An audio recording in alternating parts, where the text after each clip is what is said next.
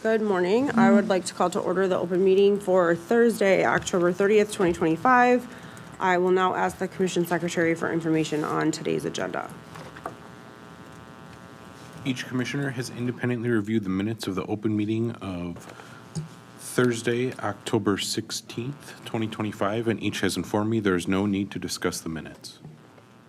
I move we approve the minutes of the open meeting of Thursday, October 16, 2025. Second. All in favor? Aye. Each commissioner has independently reviewed the agenda, and each has informed me there is no need to discuss the notices associated with agenda items 2 through 5, the draft order and docket 5 UI 124 associated with agenda item 6, the suggested minute associated with agenda item 7, fully funding the request of Renew Wisconsin for intervenor compensation in the amount of $12,000 for its participation in docket 6680 UR 125, or the suggested minute associated with agenda item 8, fully funding the request of Renew Wisconsin for intervenor compensation in the amount of $12,000 for its participation in docket 3270 UR 126. I move we approve the notices of investigation associated with agenda items 2 through 4. Second. All in favor? Aye. I move we approve the notice of proceeding associated with agenda item 5. Second. All in favor? Aye. In docket 5 UI 124, I move we approve the draft order extending the comment deadline. Second. All in favor? Aye. Aye. In docket 1 IC 575, I move we fully fund the Renew Wisconsin IC request in the amount of $12,000. Second. All in favor? Aye. In 1 IC 576, I move we fully fund Renew Wisconsin's IC request in the amount of $12,000. Second. All in favor? Aye. Okay, thank you. That does bring us to agenda item number 9, docket 137 CE 214, the application of American Transmission Company, or ATC, for a certificate of authority to construct the Grant County Distribution Interconnection Project. So first, I will start with a level set comment that the Commission rarely sees certificates of authority, or CAs, for transmission projects. It's much more common for them to come before us as applications for certificates of public convenience and necessity, or CPCNs. And so the point being that in comparison to some of our recent transmission CPCN applications and the other 2 projects that are on our agenda for discussion today, this project is fairly small and straightforward. Here the Commission is presented with only one decision item regarding approval or denial of the certificate of authority. In the spirit of not bearing the lead, I will say that I do support the approval of the project with additional conditions that I will walk through when we get to that part of our discussion. So for some project background, on December 20th of last year, ATC, the applicant, filed an application for a CA to construct this project, which would consist of approximately 10 miles of new 69 kV transmission line to serve the new Keeler distribution substation at an estimated total project cost of $38,287,000. The proposed project is intended to serve 2 load interconnection request forms, or LIRFs, submitted by WP&L, Wisconsin Power and Light. The first request form is to support a brass foundry customer representing 20 megawatts of service with the possibility of an additional 10 to 12 megawatts of future additional load. And the second request involves the retirement of the existing Keeler substation and construction of a new 2-transformer Keeler substation near the foundry location, mainly driven by the load forecast from the foundry customer, but also attributed to future load growth in the area. The applicant considered several options for serving the WP&L load interconnection request to facilitate connection of the foundry, and the proposed project before us is the preferred option ATC arrived at as their best value solution due to superior transmission and operational performance. Some details about this proposed project: it would extend existing 69 kV transmission line and construct new 69 kV transmission line, approximately 10 miles of new transmission line comprised of 17 segments, and the project area would be comprised of approximately 162.5 acres of right-of-way. The project would connect new transmission line to a new business park where it would interconnect the foundry to a new Keeler substation. The existing Keeler substation would be retired and rebuilt in a new location to serve the foundry and to support the anticipated economic growth in the Keeler and Dickeyville area. The total project cost, as I said, is approximately $38 million, and the estimated in-service date of the project is January 2027. Under the CA statutes and others that are applicable here, the project need must be assessed by the commission. To approve the project, we must find that if constructed, the project would satisfy the reasonable needs of the public for an adequate supply of electric energy. The commission may reject the project if it finds that it would substantially impair the efficiency of utility service, provide facilities unreasonably in excess of probable future requirements, or add to the cost of service without proportionately increasing the value or available quantity of service. In consideration of the evidence presented in this docket, it's clear the applicant's proposal would satisfy the reasonable needs for an adequate supply of electric energy and therefore should be approved. There's no evidence in the record to indicate that the proposed project would substantially impair the efficiency of the service of the applicant. There's no evidence in the record that the proposed project would provide facilities in excess of probable future requirements. To that point, WPL requested a transmission solution to support the identified new load addition, and the veracity of the anticipated load is not a point of contention in this proceeding. And the applicant sufficiently demonstrated how the proposed project provides interconnection facilities needed to deliver the required electric power to the foundry and the broader region. Finally, I did not find compelling evidence in the record that the project costs would be disproportionate to its benefits. It's also worth noting here that the proposed project has been accepted by MISO into the regional planning process MTEP 24. At this time, MISO has not vetted and approved any other projects to serve the interconnection requests this proposed project would. While an intervener here argues that the commission should reject ATC's proposal because there may be an alternative project with shorter and less expensive lines, that alternative is not before the commission for consideration today. Meanwhile, the project that is in fact before us brings with it a record of evidence demonstrating its viability and statutory compliance.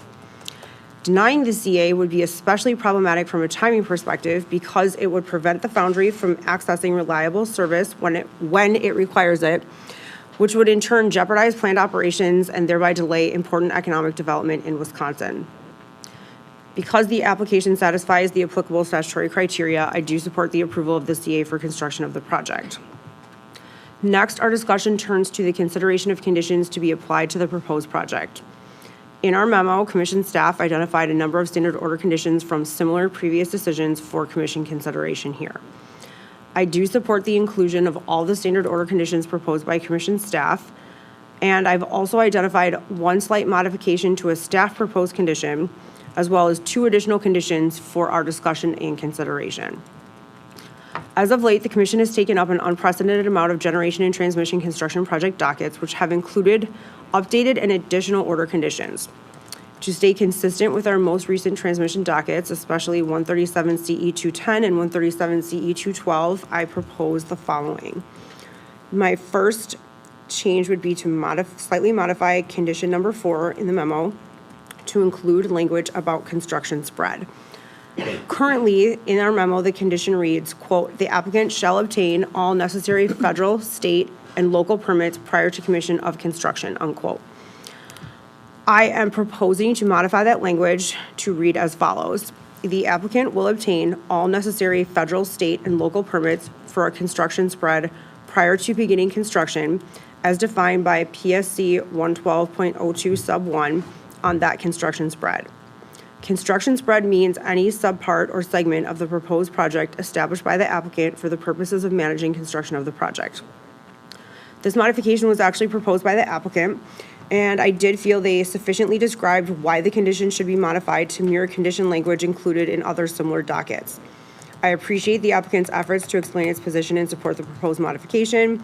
Again, this would not create a new condition, but it would be just a slight modification to condition 4 listed in the memo, and it would be consistent with other construction spread and permitting language that we've included in previous similar projects. My second change would be to add an additional condition here, and it's our standard order condition on stray voltage testing. Although this issue was not discussed in the memo, the topic was addressed in one public comment that we received. I think it's important that commission expectations related to stray voltage testing are clearly set forth in electric construction project applications. To me, I view this as a hope for the best but plan for the worst situation. We don't want stray voltage to become an issue with any of these projects, But if stray voltage issues do arise, I think it's much better to have a clearly articulated process in place to address, test, rectify, and report on those issues. Our standard stray voltage condition does that, and therefore I would support adding it here. Just for everyone's knowledge, it would read as follows. The applicant shall work with the applicable distribution utility to make available stray voltage testing at each agricultural confined animal operation within 1/2 mile of the project facilities prior to commencing any project construction activity that may interfere with testing and after the project is energized. The applicant shall work with the distribution utility and farm owner to rectify any identified stray voltage problem arising from the construction or operation of the project in compliance with the Commission's stray voltage protocol. Prior to testing, the applicant shall work with the applicable distribution utility and Commission staff to determine where and how it will conduct the stray voltage measurements. The applicant shall report the results of its testing to Commission staff in writing. So again, my position here is to include that standard stray voltage condition in this certificate of authority. My third and final change would be to include our standard condition language on minor routing adjustments. Again, this condition is consistent with recent decisions and provides limited flexibility with appropriate checks and balances in place. This condition would read as follows. The applicant may propose minor adjustments to the approved route for the protection of environmental resources, to respond to landowner requests, or to implement technical design changes that arise during final stages of engineering. But any changes in alignment from the approved center line may not affect resources not impacted by the original route, nor may they affect new landowners who have not been given proper notice and hearing opportunity. The applicant shall consult with Commission staff regarding whether the change rises to the level where Commission review and approval is appropriate. For each approved adjustment for which Commission review is appropriate, for each proposed adjustment for which Commission review is appropriate, the applicant shall submit for Commission staff review and approval a letter describing the nature of the requested change, the reason for the requested change, the incremental difference in any environmental impacts caused by the change, communications with all potentially affected landowners regarding the change, and a map showing the approved route and the proposed modification, property boundaries, relevant natural features such as woodlands, wetlands, and waterways, and other sensitive areas. Approval of the requests is delegated to the Administrator of the Division of Energy Regulation and Analysis with advice and consent from the Administrator of the Division of Digital Access, Consumer, and Environmental Affairs.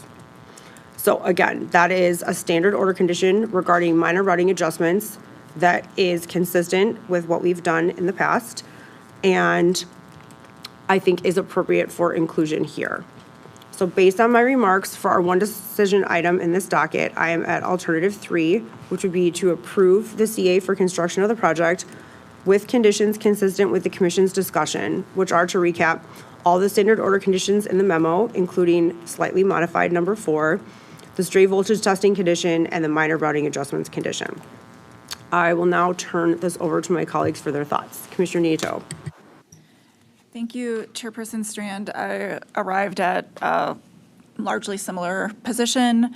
I won't reiterate the analysis you provided around the requirements in 196.49 and how they apply to the project that is in front of us today. In terms of the conditions, similarly, the construction spread condition modification, I support that. I think the inclusion of PSC 112 as the reference is appropriate. Stray voltage, I had wanted to include that condition as well, based on the comments that we received and the importance of stray voltage testing, and we're a dairying state. And then on the minor routing adjustment, I think that's a good inclusion as well. I think that really will create a process by which the applicant has even more ability to work closely with the landowners along the route. This project did receive landowner comments, and there are impacted landowners here, and it allows the applicant to work with those landowners and also keep the project moving under a clearly defined process for minor routing adjustments. With that, I'm at Alt 3 and joining you on the specific wording that you provided. Thanks. Thank you. Commissioner Hawkins? Thanks. I just want to state that I really love that this case occurs on the same day as our LRTP dockets, just because I think it is the perfect example of the difference between a bottom-up local planned project and a top-down project and the type of review and analysis that goes into those types of projects. So I appreciate this CA, as Chair Strand noted, being brought to the full commission, even though it typically wouldn't be. I think this is the perfect example of when this scenario should play out. So I think our process is working. And so, like I said, while top-down projects, which we'll have a couple of those later on today, go through months of open and transparent review, for bottom-up or local projects, we typically have less information and less detail brought before us. And so it was just a really stark contrast. And so for me, I was primarily concerned with the three criteria that Chair Strand was talking through that are relevant here, with the cost being proportionate with the benefits, and that those benefits were benefits to customers and not just the applicant. There was a lot of discussion in the back and forth on coordination concerns and administrative concerns and ease that this project would simplify the monitoring and use of their system. So for me, the question boiled down to, is the additional $20 million worth it for that relieving of coordination concerns? An intervener made points that those concerns exist today and have not caused any issues. And so there was a lot of back and forth. And for me, this just came down to sort of the lenient nature of our CA statute, where it kind of defaults to the applicant's assessment of what is needed there. I'm willing to join my colleagues. This was certainly not an easy decision for me on this one, though. And I appreciated the back and forth from those intervened in the case, providing information as to help me assess that criteria of if there were sufficient benefits to customers in relation to the costs. And the only way we see and assess that is through the process that we had here. There was a lot of talk about the fact that MISO didn't choose the alternate. MISO doesn't have an ability to choose the alternate. Local transmission owners get to submit their own load interconnection projects, and MISO doesn't have the authority in its tariff to alter that. So there was a lot of back and forth saying that this conversation should have happened at MISO, and it did, to the extent that it's legally possible to happen. But at the end of the day, the applicant gets to decide which project goes into MTEP 24, and that is why, as Chair Strand mentioned, we only have one alternative before us here today. And so I just wanted to point that out, that that's another difference in the local planning process versus a different planning process, which we'll talk about for the rest of the morning. So I'm fine with the conditions that were discussed as well. I thought those were all very helpful additions, because we do have impacts, as Commissioner Nieto was just stating. So all that said, I'll join the two of you at alternative 3. Thank you, and thank you for your comments. They're very helpful and well taken. It sounds like we are in agreement. I want to make sure that legal has what they need regarding the condition modification and additions. I do have what I need, as long as the other two commissioners are comfortable with what they heard.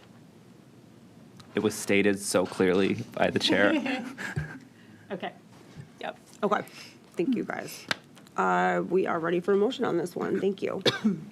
In docket 137, CE 214, I move we approve the Grant County Distribution Interconnection Project consistent with our discussion. Second. All in favor? Aye. Okay, our next item for discussion is item number 10, docket 5 CE 158, the application of Northern States Power Company, Wisconsin, or NSPW, and American Transmission Company, or HEC, for a CPCN to construct the Western Wisconsin Transmission Connection Project. Commissioner Hawkins will lead our discussion of this item, which clearly he's very eager to do, so I will turn it over to him for that now. Thank you. I couldn't hold back referencing it multiple times already. All right, so I hope everyone is prepared for hearing a lot of my voice for the next unknown amount of time. So today we're going to decide the merits of the application of NSPW and ATC for a CPCN to construct, as was said, a Western Wisconsin Transmission Connection project, the WWTC project. I'll probably just be calling it the project because it's such a mouthful. And this project is one of the approved parts of MISO's Long-Range Transmission Plan, LRTP, Tranche 1 portfolio, and I'll explain more of what that is. This is known as LRTP number 5, which was a part of projects planned at the MISO level, at the regional level. So in leading the discussion today, I'm going to provide a brief overview of the project, and then we'll walk through each issue outlined in our decision matrix. We have 13 issues, some with sub-issues, and we have 3 that are uncontested that we will not be discussing today. I want to thank everyone that participated in the development of the record on this docket. Up front, I'd like to thank the amazing people here at the PSC that have been working on both this project and the application that we'll discuss next for well over a year. The total amount of people, hours, and effort involved in the review, processing, analyzing, and developing of a record for projects of this size is truly remarkable. And the state of Wisconsin should feel proud and protected by such dedicated and talented public servants. So I want to thank everyone very much for all their work on this large and complicated set of projects that we're tackling today. We had a group of interveners that participated and also helped fill out our record. I'm not going to list them all. I also want to thank those that participated in our process by submitting public comments. There were a lot of public comments on this project covering a range of topics.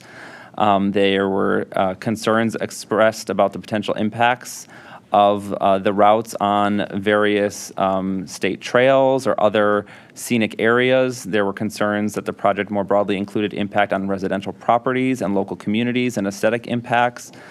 And some of the public comments came very early on in the EIS scoping period and were really useful for staff in considering potential minor modifications and issuing data requests. And so those are always really great to see when those types of comments help build out specific areas of the record that otherwise would not have been looked into. So let's see here. So for a review of the project, we are going to be following our CPCN statute for the review. We have to consider alternative routes, need, engineering, economic, safety, reliability, individual hardships, and potential environmental effects. And this project is unique in the types of projects that come before the commission because it is part of a larger portfolio of regional projects that were approved by Wisconsin's Regional Transmission Organization, AKA MISO. The project we will be reviewing after this one is also a part of this same larger portfolio. So before I get into details about the project, I want to provide some high-level background on the process and the interrelated nature of the 2 projects that we're going to take up here today. So LRTP 5, the Western Wisconsin Transmission Connection Project, is part of this portfolio and comes out of the top-down regional planning process. The project is classified as a multi-value project, or an MVP, because it meets the criteria spelled out in the MISO tariff for this type of project. The MISO regional planning process holistically considers reliability, future load and generation needs, congestion and economic opportunities, and the attainment of public policy mandates. The development of this group of projects began in March of 2021, so it's been going on for a little while, and utilized future planning scenarios to create capacity expansion plans and forecasted the future generation to meet MISO member plans. MISO members include the utilities that we regulate here in the state of Wisconsin and policies throughout the Midwest, and creating a credible range of scenarios to study in the planning process. MISO worked with stakeholders, including the applicant and other transmission owners, to identify potential transmission solutions and address issues that were modeled in these future scenarios for the MISO Midwest subregion. These potential transmission solutions were then intensively studied through the MISO stakeholder process and then later again intensively studied here at the Commission. The overall goal of LRTP and the Tranche 1 group of projects was to design a transmission portfolio that takes advantage of the linkages between local and regional reliability and economic benefits to ensure a reliable and economic electricity market. There were 18 projects that were part of this portfolio, which MISO determined provides benefits broadly across the MISO Midwest subregion. Notably, the costs of all of the Tranche 1 projects, including the 2 projects that we'll discuss today, are spread according to energy usage across the MISO Midwest subregion through what is known as the subregional MVP cost allocation method. Throughout the record, this aspect was discussed when analyzing the benefits in relation to the costs of the project. Both this proposed project, LRTP5, and the Grid Forward project, which is known as LRTP6, are part of the portfolio, which is one reason why these 2 projects are interrelated, and some of the analysis in the record showed these 2 projects being studied together. The projects are also physically connected at a substation, so that is another reason why they were studied in both individually and together. And so for comparison of alternatives as well as calculating benefits, the record includes a lot of analysis both individually and as a collective with the Grid Forward project. So the benefits of these projects are interrelated because of those reasons. They were planned in tandem, they're physically connected. And so I'll just say that I appreciate seeing that range of analysis and not just trying to pretend like this project is not part of a larger system if it becomes part of the power grid. So the project includes the installation of a new 345 kV transmission line from an expanded Trumbull substation in Trempealeau County to an expanded new substation in Eau Claire County, and then on to a new Jump River substation in Chippewa or Clark County, depending on our final route determinations. The applicant's stated need and benefits of the project include addressing reliability issues in Wisconsin and surrounding states, improving the reliability through reducing thermal loadings on transmission throughout the state and the Midwest, thereby increasing voltage stability and the transfer across the Minnesota-Wisconsin export interface, which is known as MWEX. And the project, as stated by the applicants, would also provide more flexibility in maintaining the transmission system, reduce congestion, lower energy prices, and provide a capacity benefit with reduction in losses. MISO analyzed the benefits of the portfolio of projects as a whole and determined that there were system-wide benefits in the Midwest that were in the range for our state in particular, in the range of 2.3 to 4 times benefit to cost ratio. And again, that's studying all of those projects together as we discuss the benefits and need throughout our DM. We will get into more specifics on individual project assessment. If approved, the project would commence construction next year to meet an in-service date of late 2029. And it is important to note that while there will be different perspectives throughout the record regarding routes and specific condition, the project's need has not been disputed by any interveners in this case. And there are 2 routes that the applicants provided for our review, and we'll discuss those when we get to issue 6. I'll give a quick summary of my position, so I'm not hiding it, and then I'll turn it over to my colleagues for opening comments, and then we'll jump into the DM. Overall, I do support the approval of this CPCN based on the substantial evidence in the record that this project will provide benefits to Wisconsin customers and the broader region, and those being both substantial economic and reliability benefits. Both the applicants and staff have verified that the project is needed to maintain reliability and provide a wide variety of benefits to Wisconsin customers. And as I said, the need has not been disputed by any of the interveners. Whatever route we select will follow existing right-of-way for the vast majority of its length and will include significant amounts of rebuilding of aging infrastructure. I view this as an overall benefit of this project, and it helps limit the impact and maximize the use of existing utility easements. I'll just have one more comment before turning it over to my colleagues. The strong case for this project was built in part by the wide variety of benefits it enables, and that those are explained throughout the record in a lot of different ways. But I'll just note that one key benefit that was analyzed was access to cheaper resources in western MISO. And in order for Wisconsin ratepayers to actually realize those benefits and maximize the value of investments that ratepayers will make into the transmission system, we must consider this in generation applications. I believe that if the commission finds validity in the assessment of these benefits in this case today, that we are obligated to ask generator applicants how they considered those benefits in generator cases in the future. I'm going to encourage staff to investigate this in all future generation applications, and I appreciate CUB for raising this particular issue. It's important to note that today we are not deciding on the cost recovery of this project that happens at FERC, the MISO tariff, and in future commission rate proceedings. We are just deciding on the certification and siting of the proposed project. And so before we dive into our DM, I will turn things over to my colleagues for any opening remarks that they may have. Chair Strand. Thank you, Commissioner Hawkins, and thank you for leading our discussion and for that very informative opening. I just echo your thanks to the people who worked on this and the benefits that this project provides to the state and to the region and to the MISO footprint as a whole. So thank you. I'm excited to talk about it. Thank you. Thank you for the good opening. I won't reiterate any of the remarks that you made, and very well said around the planning process that went into this, the benefits of this particular project.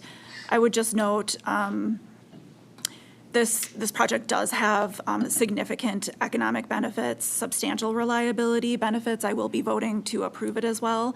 And along with those benefits, this is a major construction project, and there are costs also to people working and living near the line. And I think to your point about selecting routes, part of our siting duty is to look closely at the routes and take advantage of any reasonable common sense modifications that we can to get routing details right.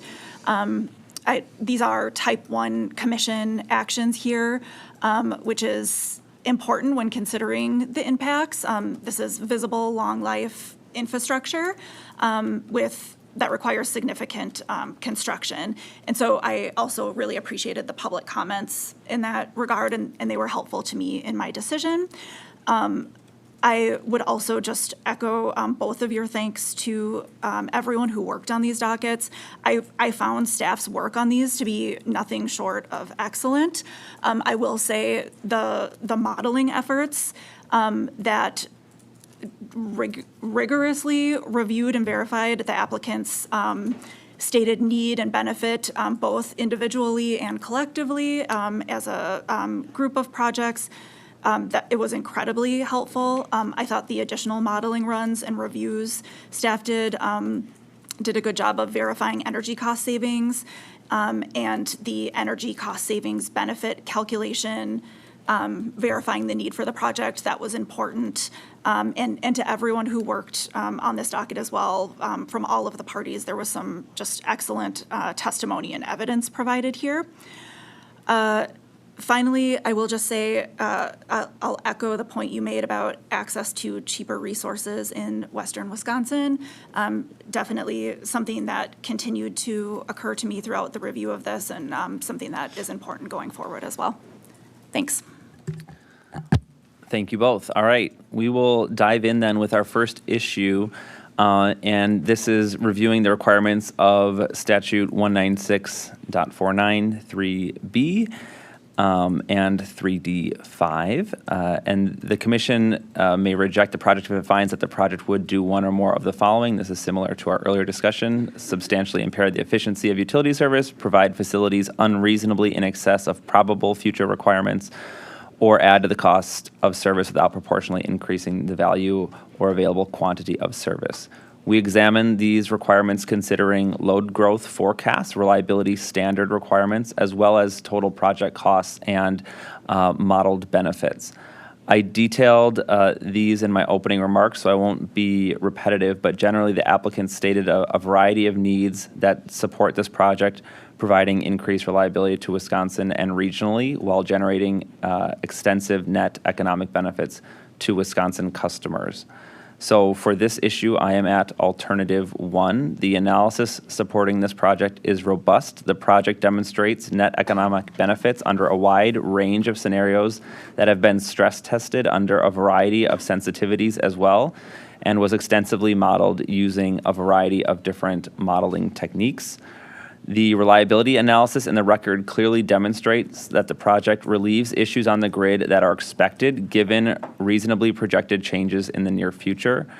The analysis demonstrates increased efficiency of utility service, reductions in congestion, lowering of production costs, and increasing reliability and flexibility of the overall transmission system. It is clear to me that the proposed project, if constructed, will satisfy the reasonable needs of the public for an adequate supply of electric energy. That puts me again at alternative 1. Chair Strand. Alt 1, thank you. I was at Alt 1 as well, and would just note here that I found the testimony of the applicant's witness, it was an ATC witness, actually, Burmester, on the electric power system to be incredibly helpful to this record, and I think helpful to folks following along as well, and just really appreciated that. But I came to the same analysis as you did regarding satisfying these needs, and I'm at Alt 1. Thanks. All right. Issue 2, because this proposed project includes transmission lines designed for operation at 345 kV or above, the Wisconsin Statute 196.491, sub 3, sub D, sub 3T requires that to approve the line, it must provide usage, service, or increased regional reliability benefits to the wholesale and retail customers or members in this state, and that the benefits of the high voltage transmission line are reasonable in relation to the costs of the high voltage transmission line. The applicants provide a lot of analysis regarding the myriad of benefits this project is expected to produce, as well as this project in conjunction with the Grid Forward project, as I mentioned earlier. So analyze both separately and together. These benefits, as described by the applicants and MISO, include reducing thermal loadings, improving system reliability and flexibility, improving the efficiency, and increasing market efficiency and allowing access to competitive supply of energy.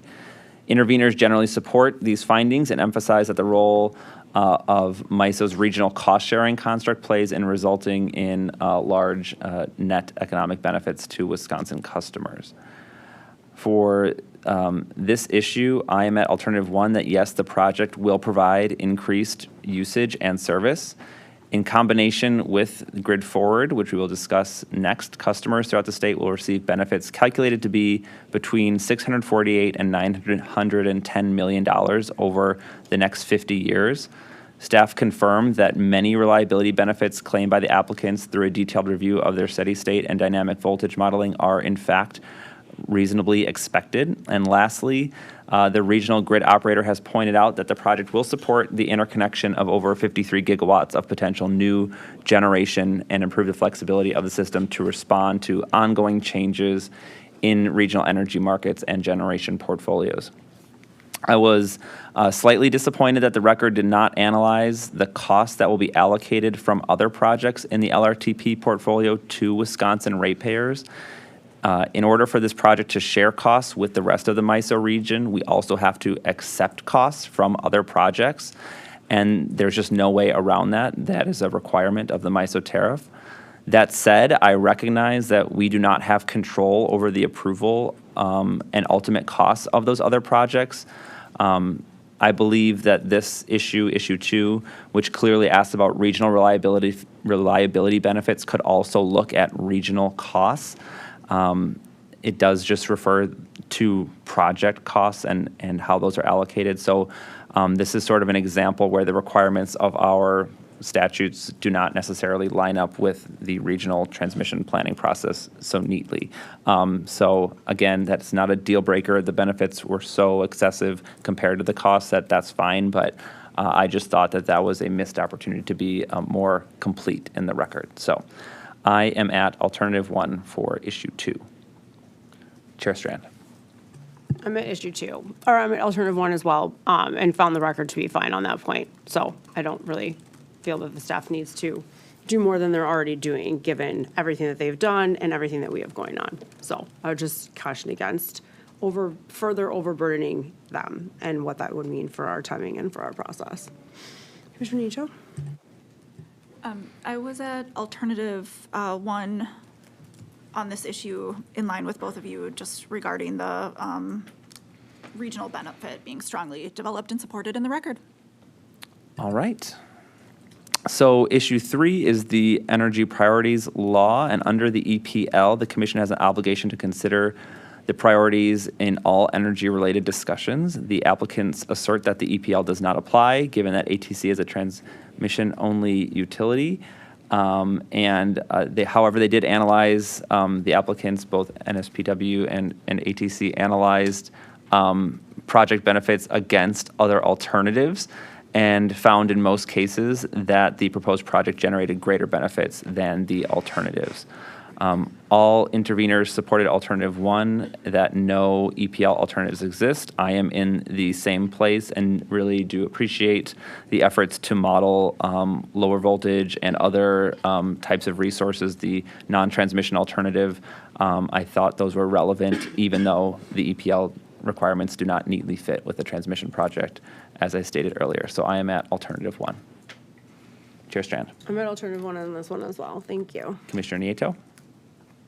I was at alternative 1 as well. I also appreciated the in-depth analysis of the NTA option, and just noted that, yes, this isn't as neat of a fit in terms of the EPL being a little bit more closely tied to generation than it is to transmission, and notice that the commission has previously held that in applying the EPL to transmission projects, we assess exactly what was assessed here under the NTA: energy efficiency, conservation, load management, also the low voltage alternative that you mentioned, Commissioner Hawkins, or solar and other distributed generation, and whether those are reasonable alternatives. And in line with both of you, I was at all 1. Thanks. Great.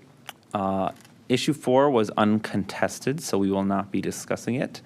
And we will move along to issue 5, which is a requirement for issuance of a CPCN determining that the project route would not unreasonably interfere with the orderly land use and development plans for the area involved.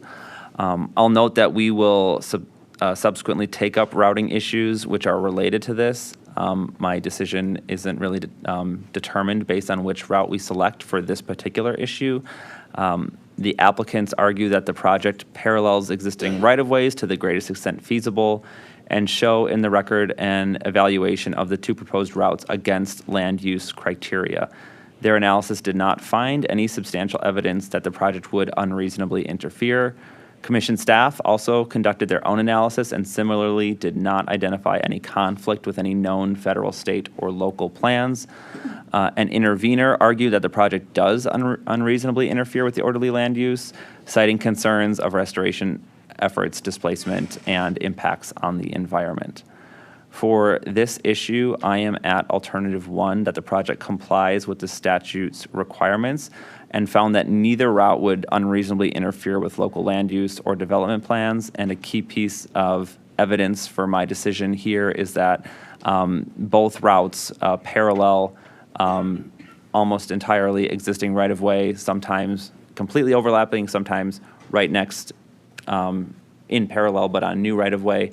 And so I thought for that reason that this project really did a great job of trying to minimize those interference with land use and development. So I am at alternative 1. Chair Strand. Alternative 1. Thank you. Commissioner Nieto. I was at alternative 1 for this one as well, and same reasons that you articulately described, so thank you. All right. We will move along to a discussion of the route options in issue 6. I'll remind everyone that the statutory requirements related to routing requires that we find that the design of the route as being in the public interest, considering alternative routes, individual hardships, engineering, economic, safety, reliability, and environmental factors.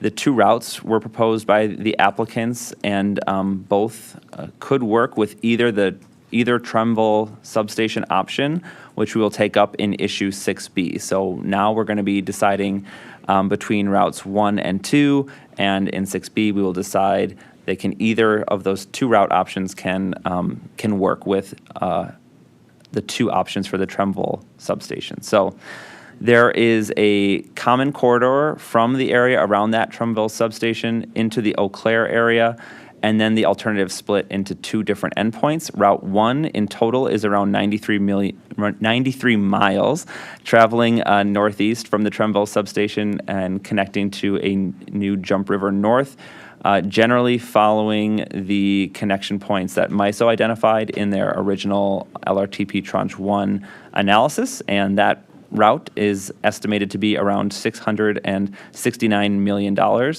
Route 2 is 80.3 miles, traveling east from the Trumbull substation, connecting to a Jump River South substation located along ATC's existing 345 kV Stone Lake to Gardner Park line, and it is estimated to cost around $483 million.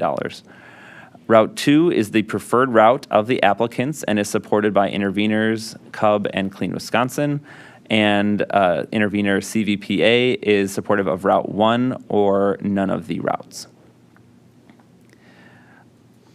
For my decision on this issue, I support Route 2. It has less impacts to residential areas. It is significantly cheaper and has less impacts to public resources.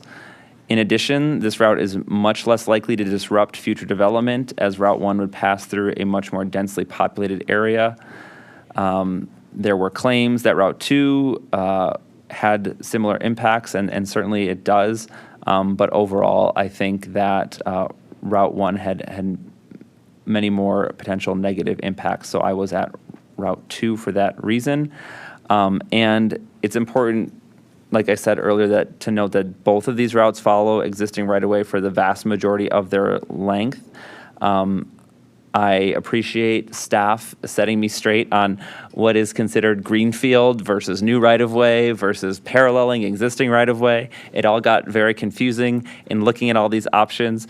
But finally, I came to understand what the applicants were trying to say to me with the help of staff, and that made me feel good in my decision-making and understanding the impacts of Route 2. So with that, I will turn things over to Chair Strand. Thank you. I was also at Route 2, which is alternative 2, for the same reasons. I think the record was very clear that Route 2 is significantly superior for a lot of things that you said. So I think that it makes a lot of sense to go with that one here. Thank you. I was at Alt 2, Route 2 as well, and to add another term to your long list, there's also Route 2 using more existing utility corridor under 1.12 sub 6. All right, so 6B is the Trumbull substation expansion that we are now asked to choose between. And the 2 options that we have before us are the north or south option. The north option is on new agricultural land north of the existing substation, and it requires less new right-of-way to connect to the segment 2A, which we've now decided we would be connecting this substation into, given our decision in 6A. The southern option for the substation is directly adjacent to the existing substation and would require longer new transmission lines to connect to 2A. I am at alternative 1, which is authorizing the north site and the corresponding transmission corridor associated with it. The site has slightly less overall transmission length, as I just mentioned, and less new right-of-way acreage as well. The site also avoids issues with a potential solar farm that is planned to be developed in the land surrounding the existing Trumbull substation on the southern site option. So for those reasons, I was at alternative 1. Alt 1, same reasons, thank you. Alt 1. Great. So issue 6 specifically relates to, or 6C relates to modifications to Route 1, and given that we have chosen Route 2, this issue is moot, so we will move along. Issue 7 is uncontested. I'll just note that there was a typo in the issue scope in the DM for the Route 2 Trumbull South cost information, which is actually just $485.9 million, excluding AFUDC. Again, we have chosen Trumbull North and Route 2, so that was accurately captured in the DM. But just wanted to make sure that that was clear. Issue 8 is also uncontested, so we will move along to issue 9.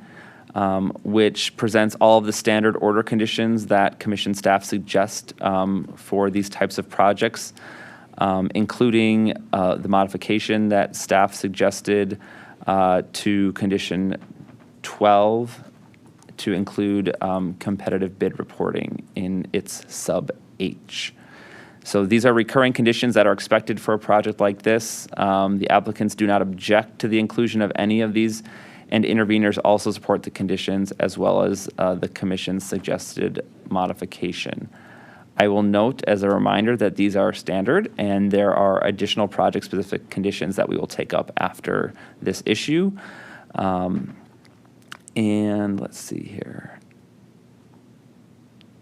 There were proposed conditions that were specific to Route 1 that we will not be taking up because we have chosen Route 2.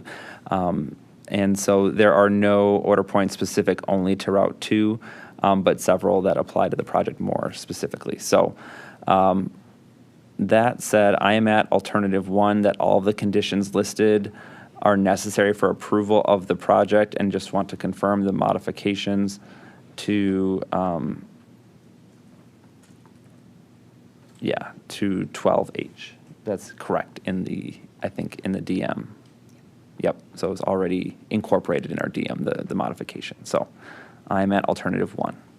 Thank you. I'm also at alternative 1 for the same reasons and consistent with our prior decisions on similar projects. And I just, as I mentioned in my earlier comments, we've been working towards similar language and being consistent across the board where appropriate. And I think the timing worked out well here. I think our staff did a great job of incorporating those recent consistent modifications to the standard conditions so that there didn't need to be significant discussion or modification among the three of us right now about making sure those things were captured in here. So, job well done. Alt 1, thank you. I was convinced I was just missing something, so I kept looking. And Commissioner Nieto. Alt 1 as well. All caught up for now. All right. Issue 10 was specific to Route 1, so we will skip 10A, 10B, and 10C, and we will move along to issue 11, which are project-specific order conditions that are not dependent on the routing. 11A proposes a project-specific order condition proposed by Commission staff witness Andrew Kraft aimed at mitigating or avoiding an archaeological site identified within the project area. I'll note that interveners do not take a position on this issue and that the applicants do not object to alternative 1. I am at alternative 1 that this proposed condition is necessary for approval, and I will turn things over to Chair Strand. Alt 1, for those reasons, I think just ensuring that the best management practices are followed to mitigate the impacts to the sensitive site are important. So, Alt 1, thank you. Commissioner Nieto. Alt 1, thanks. All right. Issue 11B introduces a condition by DATCAP witness Biefeld that requires the applicants to work with staff to prepare and issue an RFP for hiring an independent environmental monitor or independent agricultural monitor who will report to the commission, DNR, and DATCAP. the interveners and applicants do not object to this proposed condition. And I am at alternative 1, that it is necessary for approval of the proposed project. I think it's important to include this as a clear standalone condition for approval, similar to past projects of this scope and scale. With projects this involved and complex, it's more important to make sure there is an independent oversight and proper communication to state agencies. So for those reasons, I was at alternative 1. Chair Strand. Okay, I have some thoughts to share here, so I will start our conversation. So first, like you said, the issue is largely uncontested, which is helpful. And also, like you said, the inclusion of this condition would be consistent with prior transmission dockets that the commission has taken up, but none that I have participated in, and I don't think any that you guys have participated in. So this is a new condition for this commission. And I think I just want to make clear that there are a lot of unknowns here because of that, and my issues aren't really to the project and to the applicant specifically. It's more about the concept in general and just trying to have a very clear idea of what's going on based on some of the things that I'm going to talk about. You just mentioned that I think the term you used was involved and complex, made this an appropriate candidate for this type of monitoring. So one of my questions, and that was very helpful, is kind of what the threshold or trigger or characteristics of a transmission project where an IEM or AIM is recommended for appointment. Here and on previous project, is it acreage and distance? Is it the level of public opposition? Is it the cost? Is it LRTP? Is it all of the above? Is it involved and complex? I think having a clear idea of which projects are appropriate for this type of monitoring is important.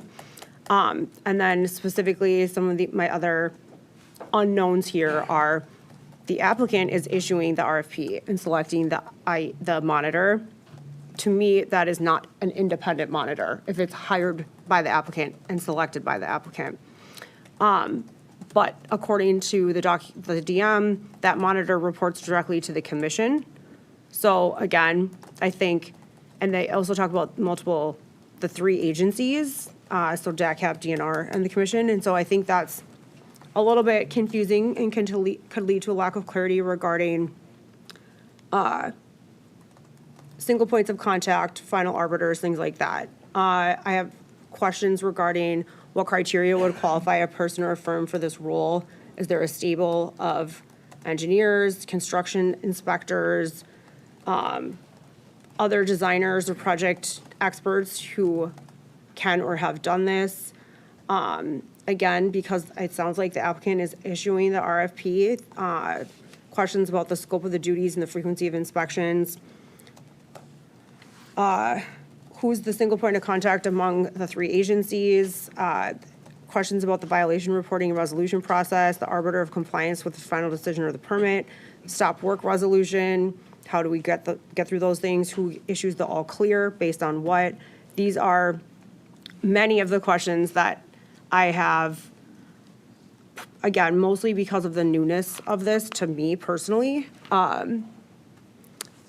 And because of the fact that, in general, this is a process that, to me, it seems a little unclear about the independence and the actual ability to do the things that maybe we're seeking here on a project. And again, this is nothing against the applicant or this project. It's just the role of the monitor and how we actually ensure that what we want to happen is what's actually happening, that it's set up, that the relationships are set up in a way that makes sense for the betterment of the project. So with all of that being said, I do think that this specific project probably rises to the level of some sort of independent monitoring. Again, I don't love some of the unknowns or some of the things that we're being told about how that would happen in reality. But I don't have, an inherent lack of, trust or any of those things here. I just want to make sure that what we're doing makes sense if we're going to continue to recommend and or direct these things to happen. So, I I'm fine at alternative one, but I think in general, we need to start kind of thinking about some of these things and honing in on what brings the most value to a project that should be independently monitored. So, long and short of it, I can probably join you at alt one, and I'm curious to hear what Commissioner Nisha has to say as well.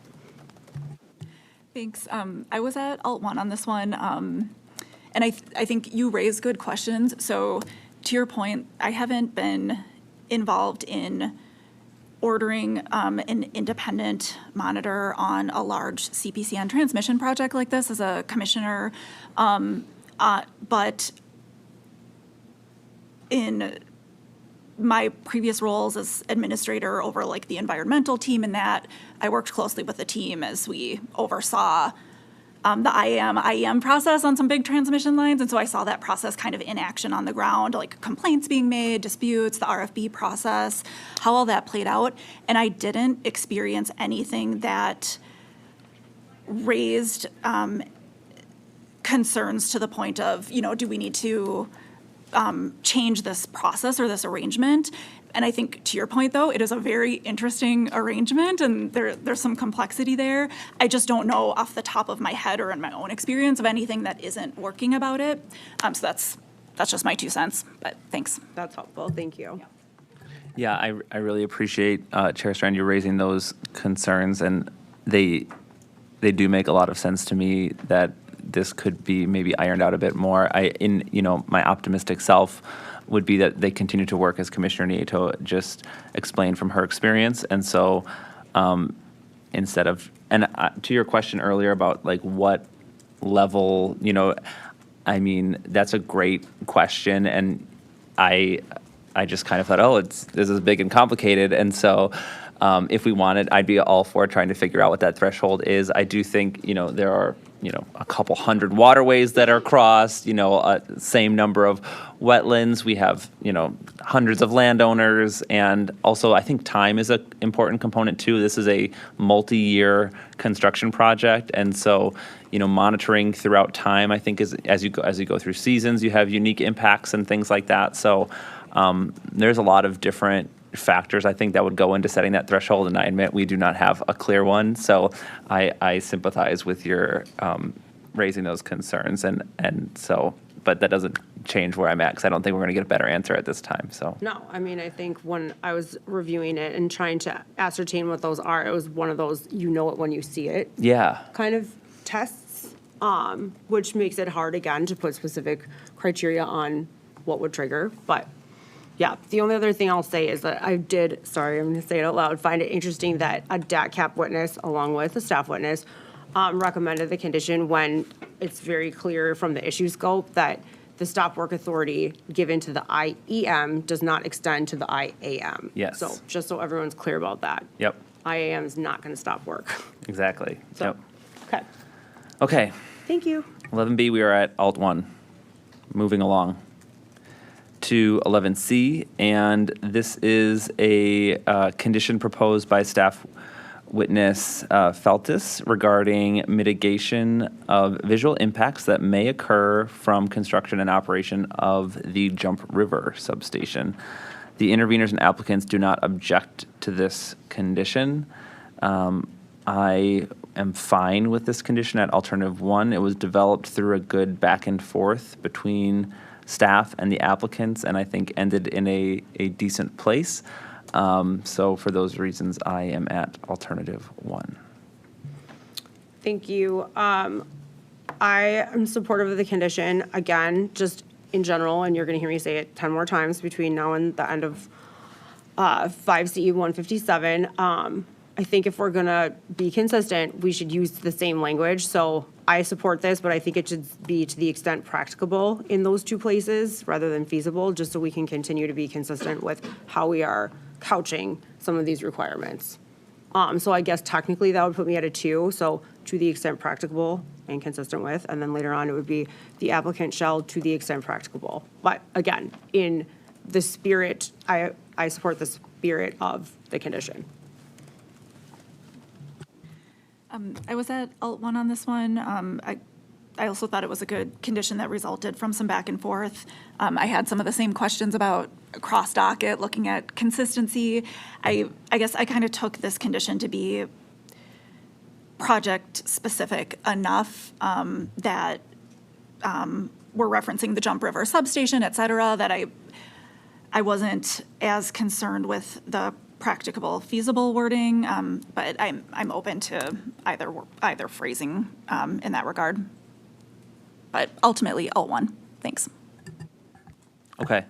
I'm fine with Chair Strand's modification. If we want to do that, I agree that it is, unique. But if we're going to be doing conditions and talking about this concept of practicable, maybe we should just pick that's our final answer. So I think I'll join you at alt 2 and have that modification as explained by the chair, if that's fine. Yep, that wording was fine with me, and that can put me at alt 2 as well. Okay. Yeah, and again, I agree that it's project-specific. I think when we first started kind of exploring the clause, I think we kind of threw around feasible or practicable, and we did land at practicable, so that was kind of my major impetus for that slight modification. Thank you. All right. 11D presents a condition proposed by DNR staff, Stacy Rowe, regarding avoiding impact to federally protected bats and nesting birds. And the interveners and applicants do not object to this condition. And so I am at alternative 1, that the proposed condition is necessary for approval. And again, this is a really good example, I thought, of a good back and forth on arriving at the final dates and times for this specific condition of restrictions on clearing and pruning. So I am at alt 1. Alt 2, to the extent practicable, time of year restrictions, especially when they are during prime construction season in Wisconsin, need to be couched with this. So I'm at alt 2 with that minor modification. Thank you. I was at alt 1 for this one and had noted the back and forth that had developed and the applicant's lack of objection to this one, willingness to put forth something that worked. And I believe the applicant initially offered to go to August 15th, and the DNR came back with August 10th. I appreciated the applicant's interaction on this one, and it appeared that the condition was feasible to me.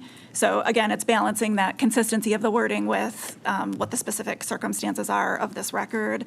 I came in at alt 1 on this one. And yeah, I thought the same. Because there was that willingness, I didn't really find the need to bring in that to extent practicable, because it was already considered in the back and forth and fully evaluated by the applicants. So Chair Strand, are you okay joining it alt 1, or do you want to stick to? No, I'll stay at 2 because even though they may or may not agree to it, I don't think we're actually going to know what's practicable until we get to that point in the project, in the season, in the migratory bird mating migratory situation. So they, again, I think providing that flexibility, given that what is actually going to happen then is unknown, is helpful to ensure that they're not being overburdened and that the project schedule therefore is not harmed. Okay. All right, so we're good there. We're going to go to 11C, which is a condition proposed by staff regarding identification of remnant prairie areas present within the project right-of-way and implementing avoidance and impact minimization measures. The interveners and applicants do not object to this condition. I was at alternative 1, that the condition is necessary for approval of the proposed project. Chair Strand. All right, so this is another new condition for this commission, but not previous commissions who have taken up similar transmission projects, especially in this part of the state. So I dug into this one again even more to learn more about the history and how it works in practice.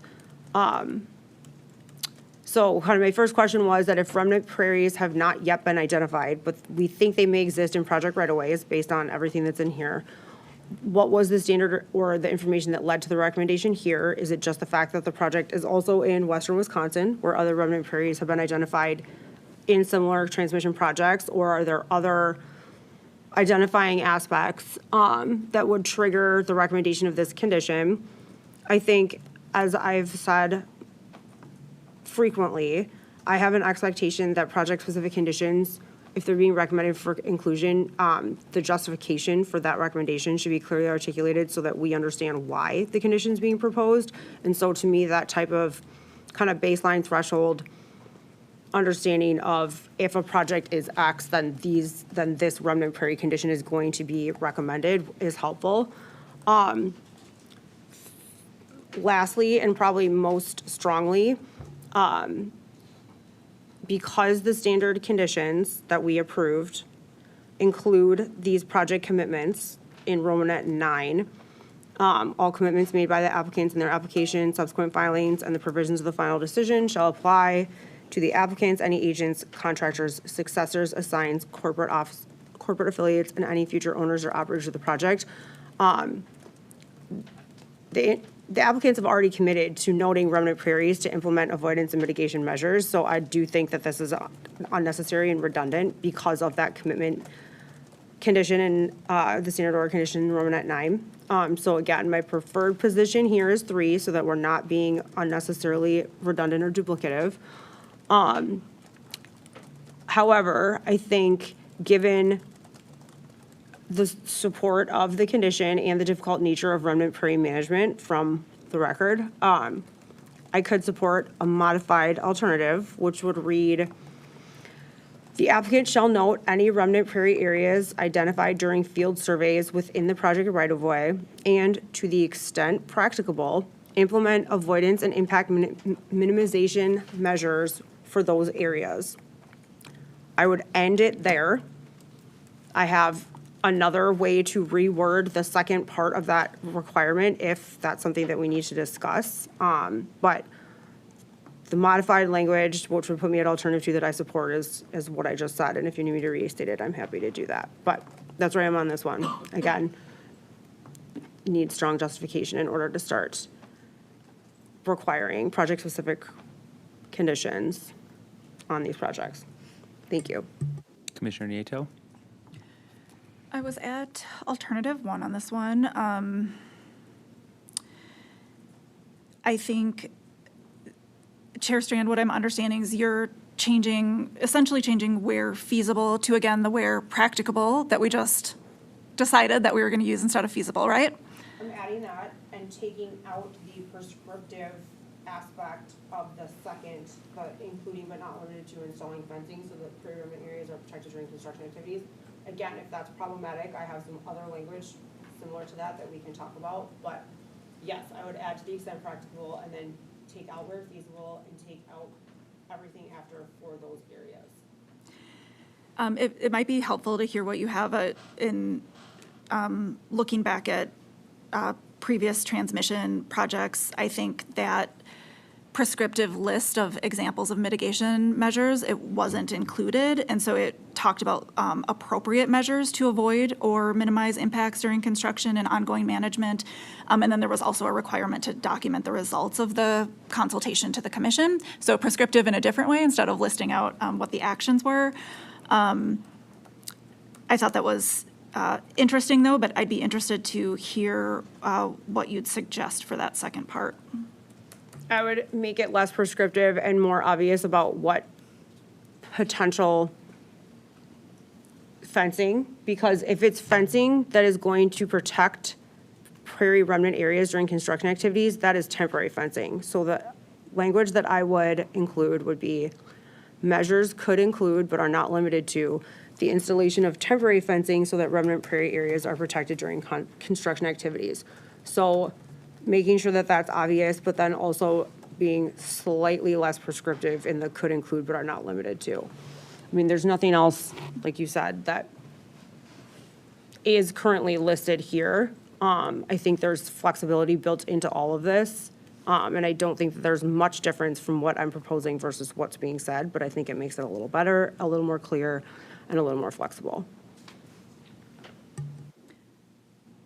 So I'm definitely open to the practicable. I don't really have a strong take on inserting kind of that second clause and detailing temporary fencing. Yeah, I'm in the same place. I'd be fine at Alt 2 with the modification to the first half of that condition, and I think the language in that first half about implementing avoidance and impact minimization measures is already broad enough, and we don't need to go on explaining more than that. So I'm fine with Alt 2 with the original smaller modification that Chair Strand explained. All good there? I'm good with that too. Cool. All right, we are all at Alt 2 with the original modification Chair Strand proposed. Good there? Yeah. Can we just clarify It that? would say, the Just to be crystal applicants, clear. the applicant shall note any remnant prairie areas identified during field surveys within the project right-of-way, and to the extent practicable, implement avoidance and impact minimization measures for those areas. Yep. All right. 11F presents a condition proposed by commission staff regarding notification of site-specific restoration. Again, the interveners and applicants do not object to this condition. I am at alternative 1. The proposed condition is necessary. I really liked this condition. It was included in prior MVP projects or a prior MVP project and gives landowners an opportunity to provide input while not having complete control over the final restoration plan. And I thought that it was, again, a good example of a healthy back and forth on what this condition could look like. It does have to the extent feasible as its first opening clause, so maybe we want to change that to extent practicable. I'll try to read the future, but I'll turn it over to Chair Strand. So perceptive. I thought that this condition was reasonable and flexible. I really liked that it was a minor extension of the landowner's rights that are included in transmission easements, and gave the landowners, to your point, a little more say in the process, especially if things are going to be planted on their property. They should probably, be able to give some input to that. So I like the condition. I think it's important to include. I would prefer that it's to the extent practicable. But other than that, I think, I think it's great. So that's my position. Thank you. Thank you, Commissioner Nato. I'll join you both at Alt 2 as practicable. Okay. That brings us to 11G, which presents a condition proposed by staff to mitigate the spread of oak wilt. The interveners and applicants do not object to the condition, and I support alternative 1 that it is necessary for approval. Chair Strand. Because it involves a avoidance period, I would support the condition with the language to the extent practicable, which would put me at alternative 2. Okay, Commissioner Nieto. I was at Alt 1 here. I don't know that I would support the as practicable, only because I didn't come into this discussion thinking about adding that and did not review this avoidance period under that lens. I would stick with Alt 1 for this one. Thank you both. I think I'm in the same place as Commissioner Nieto. When we typically take up this condition as a part of a broader condition that includes other environmental impacts as well, we've added the to the extent practicable language. And in my mind, that wasn't applying to the oak wilt, but it probably was. So that's something that I'm going to have to go back and think about if splitting these out separately like we have in this docket is the appropriate way to be taking those up instead of an overall avoidance period. So I'm at Alt 1 on this one as well. Chair Strand, you sticking at 2? Yes, thank you. Okay. 11H presents a condition proposed by staff requiring the applicants to abide by DNR guidelines For HRD, I will not pronounce what the H stands for, but it is a root disease, which I have now learned about. The interveners and applicants do not object to the condition. And this one has, to the extent practicable, right there in the beginning. So congratulations to whoever typed this box in the DM. Alternative 1 is where I am at. Chair Strand. I'm also at alternative 1, and I think this is a really well-written condition. It has, to the extent practicable. More importantly, it points to clear guidelines, specifically delineated distances, percentages, and time period, and requires landowner written permission. So this is actually the kind of conditions, project-specific condition that I would like to see going forward. So I'm at alt 1 as well. Thank you. Commissioner Nieto. Alt 1, thanks. All right. Thank you both. We have a template for the path forward. 11I is relevant only for Route 1, so we can move to 11J, which presents a condition proposed by staff directing the applicant to provide staff with adequate information to determine the distribution of one-time and annual environmental impact fees. The interveners and applicants, again, do not object to this condition. And I am at alternative 1, that the condition is necessary for approval. Chair Strand. Alt 1, thank you. Commissioner Nieto. Alt 1, thanks. Great. Issue 12A asks the commissioners to decide whether or not the commission has complied with WEPA pursuant to Wisconsin statute and administrative code rules. As a standard with a project of this nature, an EIS was prepared jointly with the commission and DNR staff in accordance with WEPA. I am at alternative 1, that the commission has complied with WEPA. Chair Strand. Alt 1, thank you. Commissioner Nieto. Alt 1 as well, and I didn't mention at the outset, but I should have. I thought the environmental review on this project and the next one was excellent as well. Thanks. Agreed. All right, 12B is, in addition to complying with WEPA, issue 12B asks to consider whether the proposed project will have undue adverse impacts on other environmental values as required by Wisconsin statute. The impacts on these other environmental values are considered in the planning and design of the project and further emphasized throughout the inclusion of order conditions proposed by DNR representatives and staff to mitigate potential environmental impacts. I will note that the interveners taking position on the applicant's all support alternative 1. I am at alternative 1 as well, that the project will not have undue adverse impacts on other environmental values. Chair Strand. Alt 1, thank you. Commissioner Nieto. Alt 1, All right, that brings us to 13, our final issue for this docket. Should the commission grant the CPCN for the proposed project? And I am at alternative 2, that the commission should grant the CPCN for the project with modifications or conditions as we've discussed here today. Chair Strand. Alt 2, thank you. Commissioner Nieto. Alt 2, thanks. All right, I think that wraps this up and we're ready for a motion. So we will take a motion on this, and then we're going to take a probably 10-minute break in between the two transmission CPCNs. So we can vote on this, and then we'll talk about when we're going to come back in. All right. In docket 5CE 158, I move we approve the Western Wisconsin Transmission Connection Project with conditions consistent with our discussion. Second. All in favor? Aye. Okay.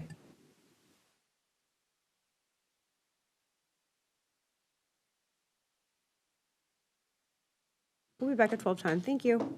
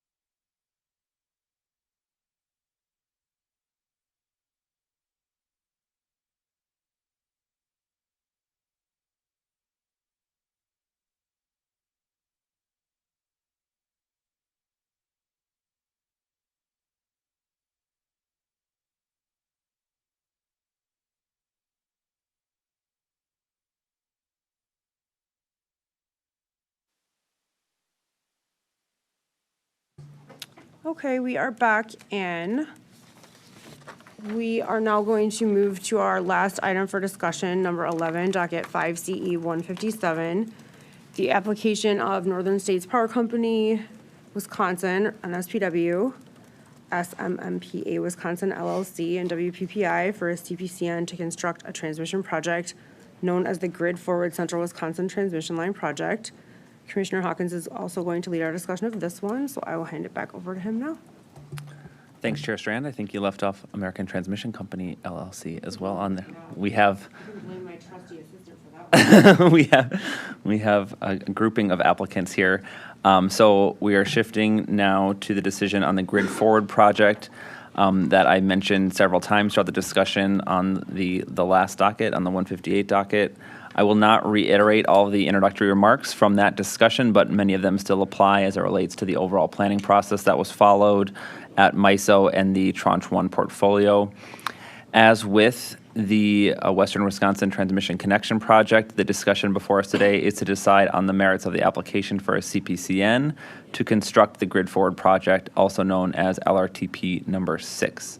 As with the last discussion, I will start off by providing a brief overview of the project and then walk through each issue outlined in our decision matrix. There are 15 issues in this docket, some with sub-issues, and 2 issues are uncontested, which we will not discuss. Again, I would like to thank everyone that participated in the development of the record for this docket. We had a larger group of interveners for this case, including the Village of Maryland, owners of a dairy farm, Cub, Clean Wisconsin, CGA, Renew, the Archaeological Conservancy, and Forever Green Inc., as along with MISO, WIPI, and SMMPA. So, speaking to the public comments, I want to specifically highlight that we had very detailed public comments that we received from many affected landowners, and the fact that you all participated in our process in this way provides very valuable insight into how the proposed project might impact individual properties. And because of this participation, we have a unique amount of modifications to consider that aim to address specific concerns that were raised related to impacts to particular landowners. So thank you for helping make this record more robust and for the applicants doing the work of developing possible mitigations for the commission to consider. I thought this was a really positive development and leads to a better project in the end. And of course, none of that is possible without the helpful question asking of staff through data requests in response to those public comments. So I'll just note that staff played a very critical role in developing all of these considerations that we have related to this project. So we have the standard CPCN conditions and requirements that we need to take up today. The proposed project includes rebuilding approximately 175 miles of existing transmission lines and the construction of new 200 to 205 miles of 345 kV line from the Trumbull substation to an expanded ARPAN substation in Wood County and connecting then to the Columbia substation in Columbia County. The project will, I'll just say, the project is large. It is very, very massive, one of the largest projects that the commission has ever reviewed. The project will traverse, I don't know the number here, it's somewhere close to 7 counties, it looks like. And it specifically includes the new 345 kV line around 200 miles, rebuilding of multiple lower voltage lines, 69 up to 161 kV, and including some rebuild of 345 as well. And many of those rebuilt facilities will now are proposed to be co-located on double-circuited lines along the project route. The project also includes rebuilding, modifying, relocating, and retiring some existing transmission line infrastructure, and some of that is dependent on the final route that we select. And there is a smattering of expansions and modifications to existing substations as well that are required to enable the interconnection of this project. The applicant's stated needs and benefits are similar to our last docket. I do not need to repeat all of them, but generally regional reliability, economic benefits to customers in Wisconsin, and additional flexibility and interconnection of new generation are the highlights. Again, we had an analysis conducted by MISO before our commission proceeding began, so dating back over 4 years is when the MISO analysis of this project began and concluded with final approval by the MISO Board of Directors. That analysis found a benefit to cost ratio of 2.3 to 4 for the state of Wisconsin, representing large overall benefits that include reliability, economic, and public policy benefits.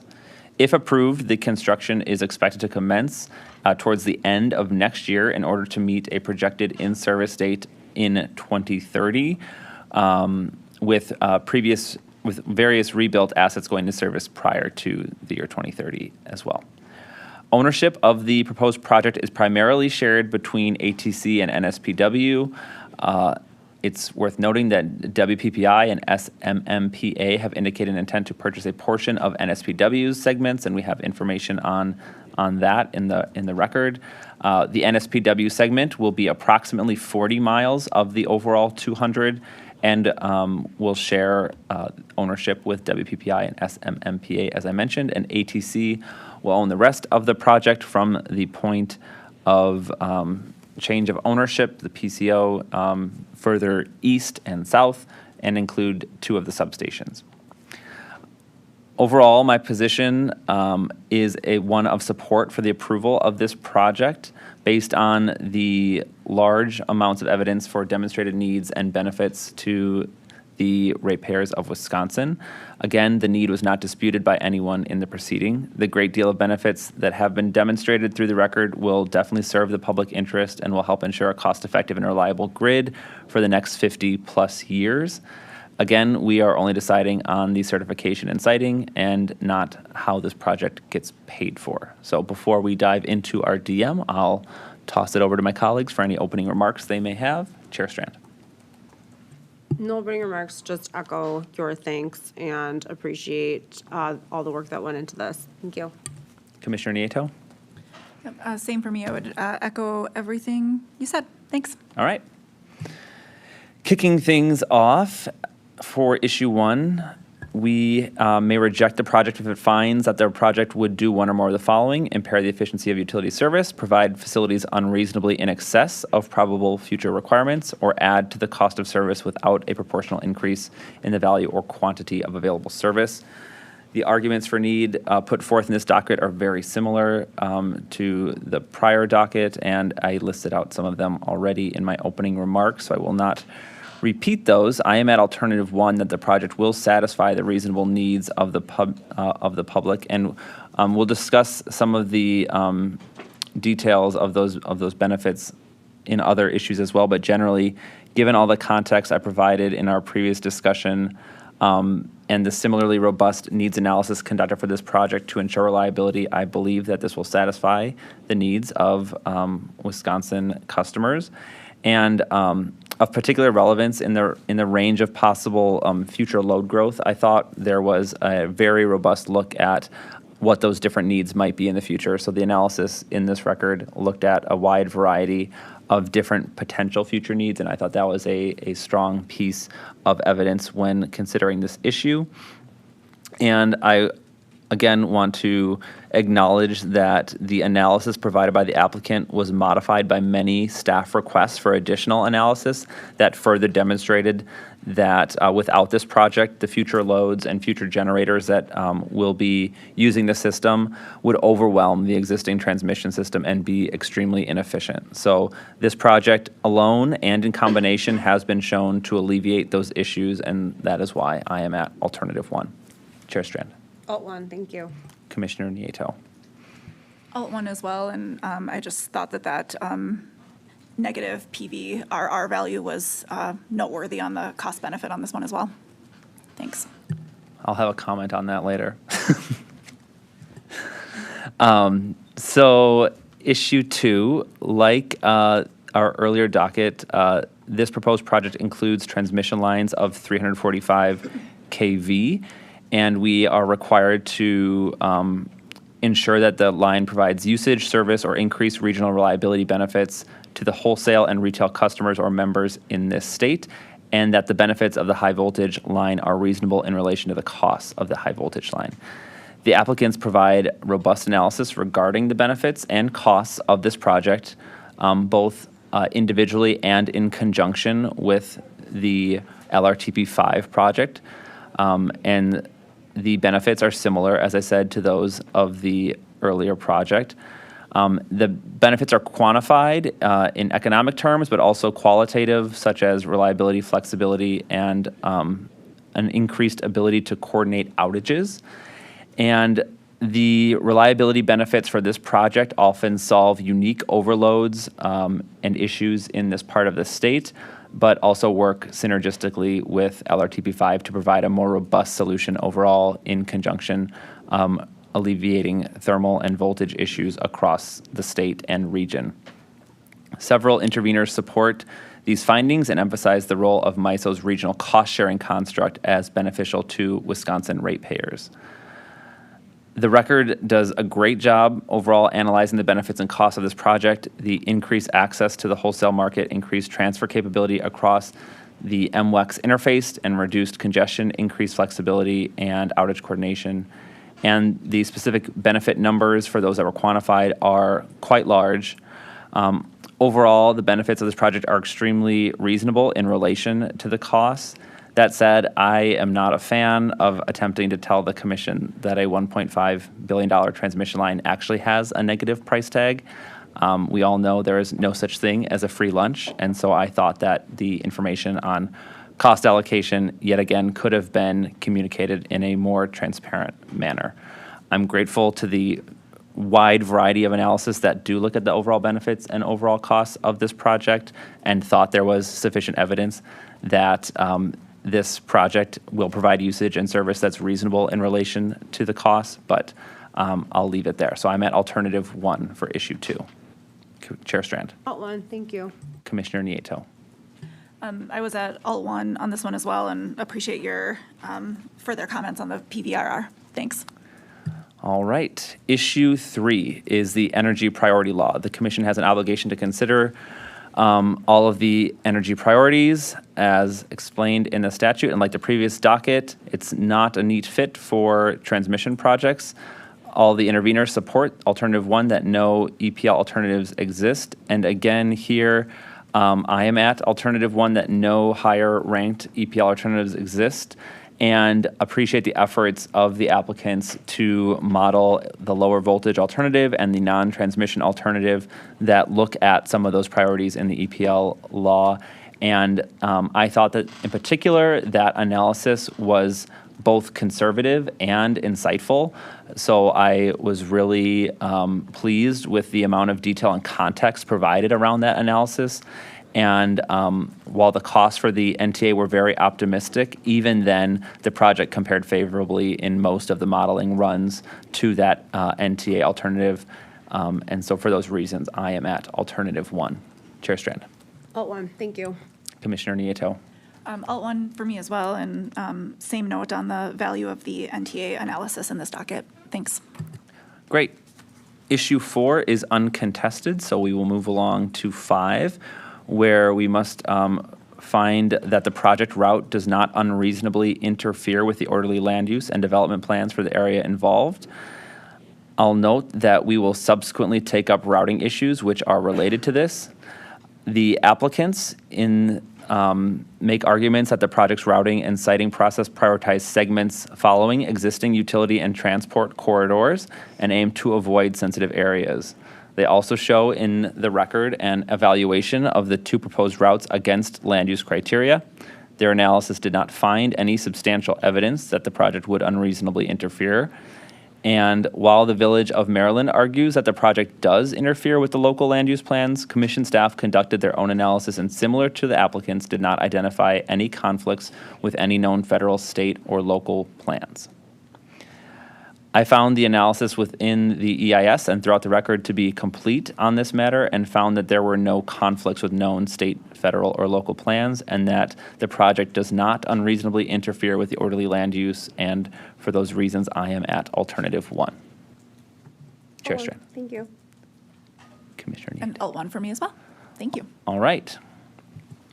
So we will shift to the discussion of the proposed route options for the project. The applicants described their routing and siting process in depth in the record, explaining that they sought corridors that use existing utility right-of-way as much as possible. The methodology they developed for their siting criteria leveraged siting opportunities and avoided sensitive areas and constraints consistent with economic, engineering, environmental, and other considerations.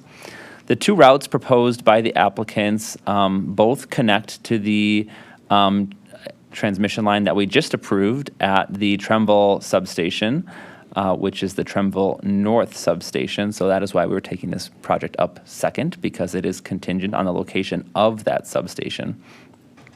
So from there, the project goes to the Arpin substation and then to the Columbia substation.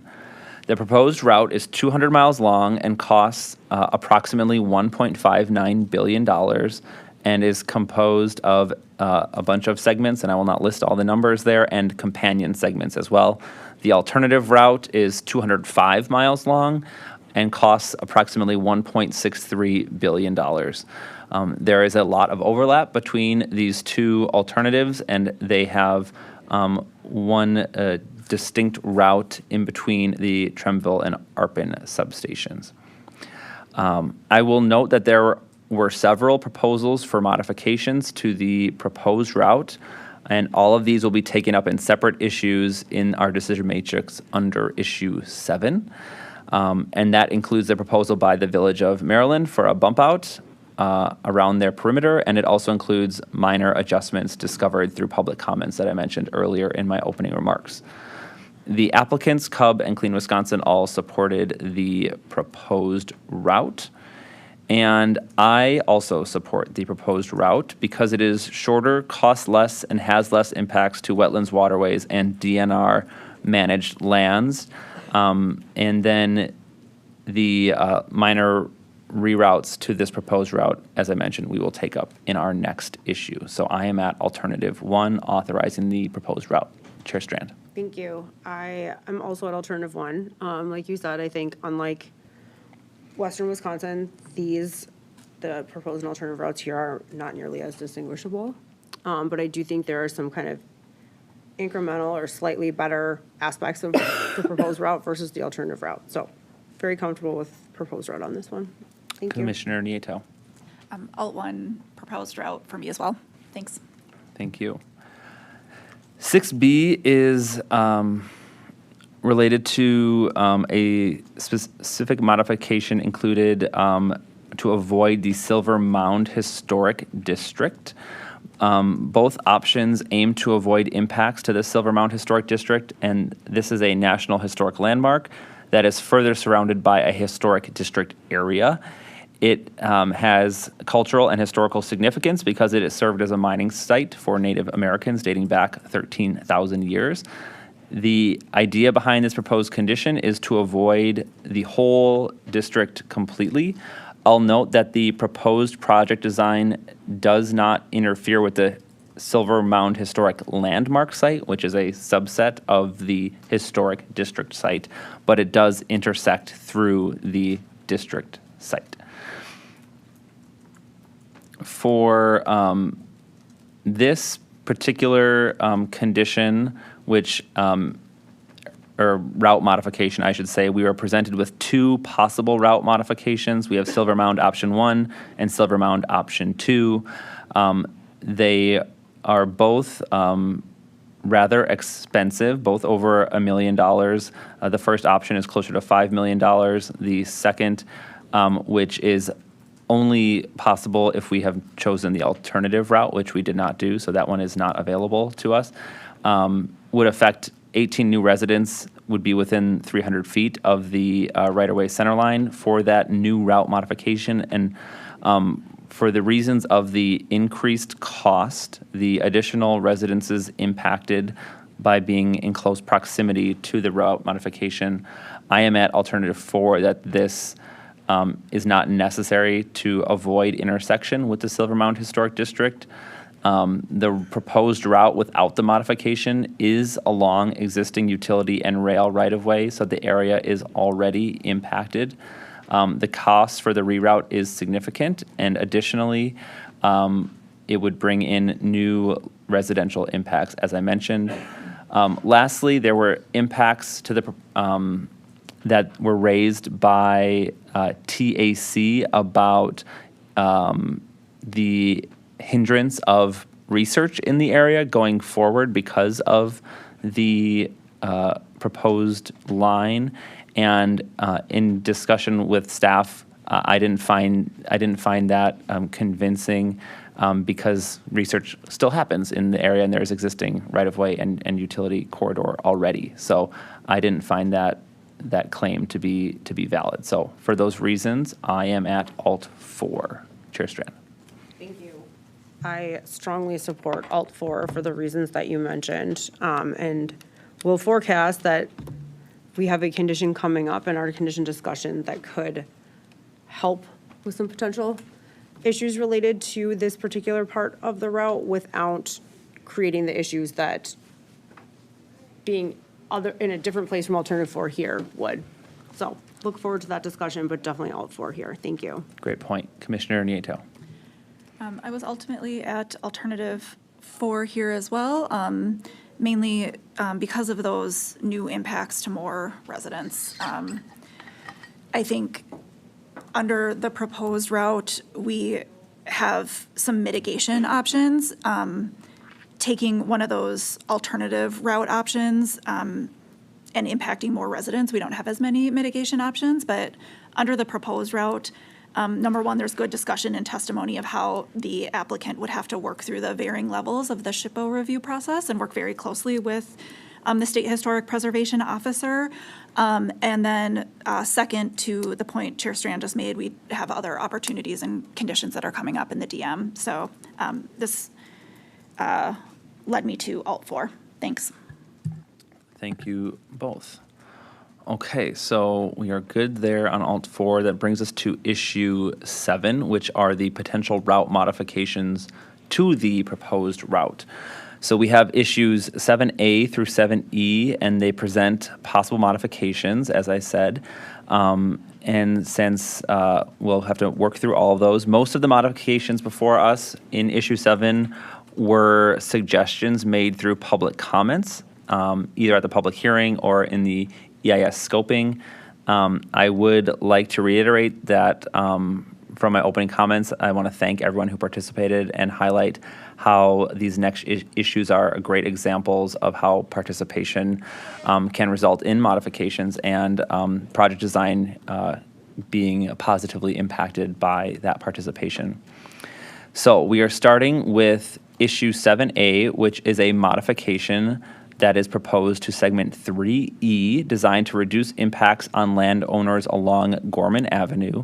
The applicants reviewed the proposed modification and found it feasible and would have negligible cost impacts. The applicants, Cub, Clean Wisconsin, all take no position on the proposed modification.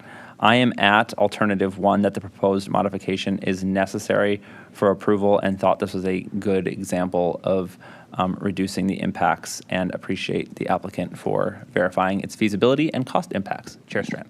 I was at alternative 1 for the same reasons. Thank you. Commissioner Nieto. Alternative 1, thanks. Great. 7B is a route modification that in the record was presented by commission staff, and it is a modification to segment 4A to be near to the backside of a residential property instead of in front, and the design would result in the transmission line being further away from a cemetery that is nearby in the area as well. The applicants reviewed this possibility and found the modification again to be feasible and would actually reduce the cost of the project by approximately $350,000. It would also reduce impacts to agricultural land, grassland, and forested wetlands. And for those reasons, I am at alternative 1 that the proposed modification is necessary and thought that this was again a good example of a beneficial modification. Chair Strand. Alt 1, same reasons. Thank you. Commissioner Nieto. Alt 1 for me as well, thanks. All right. Issue 7C considers a minor route modification suggested by, again, a staff witness to move segment 4B to the rear of a residential property rather than the front side. The applicants reviewed this request and deemed it feasible and having negligible cost impacts. The interveners took no position on this. I am at alternative 1 again and appreciate the participation by property owners in making very reasonable modification proposals and the applicants for verifying the validity of them. So, alt 1, Chair Strand. Alt 1, agreed with everything you said. Thank you. Commissioner Nieto. Same here, alt 1. All right, that brings us to 7D, which is the reroute around the village of Maryland. Issue 7D presents the modification that was proposed by the village, and the reroute is around the village perimeter. The village is an intervener in this case, and so there was a lot of information to work with to understand their perspective and this proposal overall. The village makes several arguments in the record as to why this bump out is appropriate. And as they explained, it is to avoid impacts to the village, specifically those related to potential future development plans, as well as proximity to a local school, a historic train depot, and the impact of tree removal throughout the village. The cost of the modification is approximately $6.6 million. The applicants do not support the modification, arguing that it increases the right-of-way and has more environmental and public land impacts. They also brought up the fact that this proposed modification would affect landowners that had not been previously notified of this project in their earlier communications on the proposed project. So for this issue, I am at alternative 3, that the proposed modification is not necessary. I appreciate the village raising their concerns, and the fact that they intervened and this issue is before us in the DM is an indication that their concerns were not being ignored. I have reviewed the village's modification and heard their perspective thoroughly throughout the record. When considering land use and development, as we did back in issue 5, where we found that there was no undue adverse impacts or unreasonable interference with land use, we weigh the reasonableness of impacts, not whether or not they may occur. The impacts definitely do occur. And I am very aware that large utility infrastructure like this has impacts. Our role as regulators is to ensure that those impacts are not unreasonable. While the village brought up potential impacts on future development plans, I did not find that potential to be to be convincing for me. So additionally, with regard to the concerns about the project's proximity to various structures in the village, it's important to note that this project has been designed to meet or exceed the clearance requirements of all applicable codes and standards and is in full compliance with them, and that the transmission line will be safely operated and maintained, and there are existing transmission lines and infrastructure in the area already. Overall, this is a very expensive modification, and without stronger evidence of the harm that this modification would cause, I cannot support it. So for those reasons, I am at alternative 3, that it is not necessary to include this modification. Chair Strand. Thank you. I'm also at alternative 3. I agree with all of the points that you made. I think I commend the village for their participation, for the timing of their participation, for their degree of participation, which made this review or this decision a tough one. I think that, to your point, the impacts are not clearly unreasonable. And I'm very concerned about the lack of notification and the effect that this change would have to the newly, quote unquote, impacted landowners. And, the lack of notification and how that later notification would have to be conducted and then reviewed. So I think for all those reasons, I'm at alternative 3 on this one as well. Thank you. Thanks. Commissioner Nieto. I was at alt 3 on this one as well, for the same reasons that you both just discussed. I would say one thing that struck me was I also appreciate the village's participation in this proceeding, there was a decent amount of focus put on the alternative route that the village was proposing kind of throughout the record and proceeding. And I think some of that focus might have taken away a little bit from some of the more specific discussions that we see in other instances and issues, like the minor modifications that we just approved a series of, and some of the poll kind of questions that we have upcoming in this DM. And it made me think, I think what we've done in the past on a few similar very large transmission projects was an order point generally about working with landowners on pole locations or structure locations. And Commissioner Hawkins, to your point, the proximity of various structures was raised throughout, but without a lot of kind of viable proposals coming up in specific. And so I would suggest an order point that the applicant work with the Village of Maryland to the extent practicable regarding the best placement of facilities in the village along the proposed route. Again, similar to what we've done in the past, and just to preview for you both as we get into discussing some of the modifying structures along the route in the next issue, instead of voting to make those modifications, because I just felt like I had a little less detail on those than on some of the previous ones we just discussed, I would suggest a similar kind of general order point to work with the landowners on the best placement of those facilities, as opposed to specifically ordering A, B, C, et cetera. That was my best idea of how to approach this, and something that has worked in previous dockets. Thanks. Thank you, Commissioner Nieto. I think that's a good idea. I do have a question on how that proposal differentiates itself from the standard minor route modification process. I believe that's, and I think we have that in here somewhere. We'll get to it eventually. It should be in Romanet 9 of the standard order Okay, conditions. we'll find it when we get there. Because that specifically bounds changes to, I think, within existing right-of-way that was not existing right-of-way, but the right-of-way that was proposed. And so would this be a more flexible order point that allows for moving wider than the minor routing modification? And I think some of those other four that you mentioned that we'll take up in a little bit are those types of examples where it's like crossing the street, and so it's new right-of-way that wasn't originally analyzed, and I think that would fall outside of the typical minor routing, the MRA process, and so I just want to make sure we know what we're pre-approving and bounding that in some way. Yep, that's a really good question. So I think these are kind of two different things, because the MRA gives the applicant a clearly defined process for making minor routing changes within those parameters should that condition come up.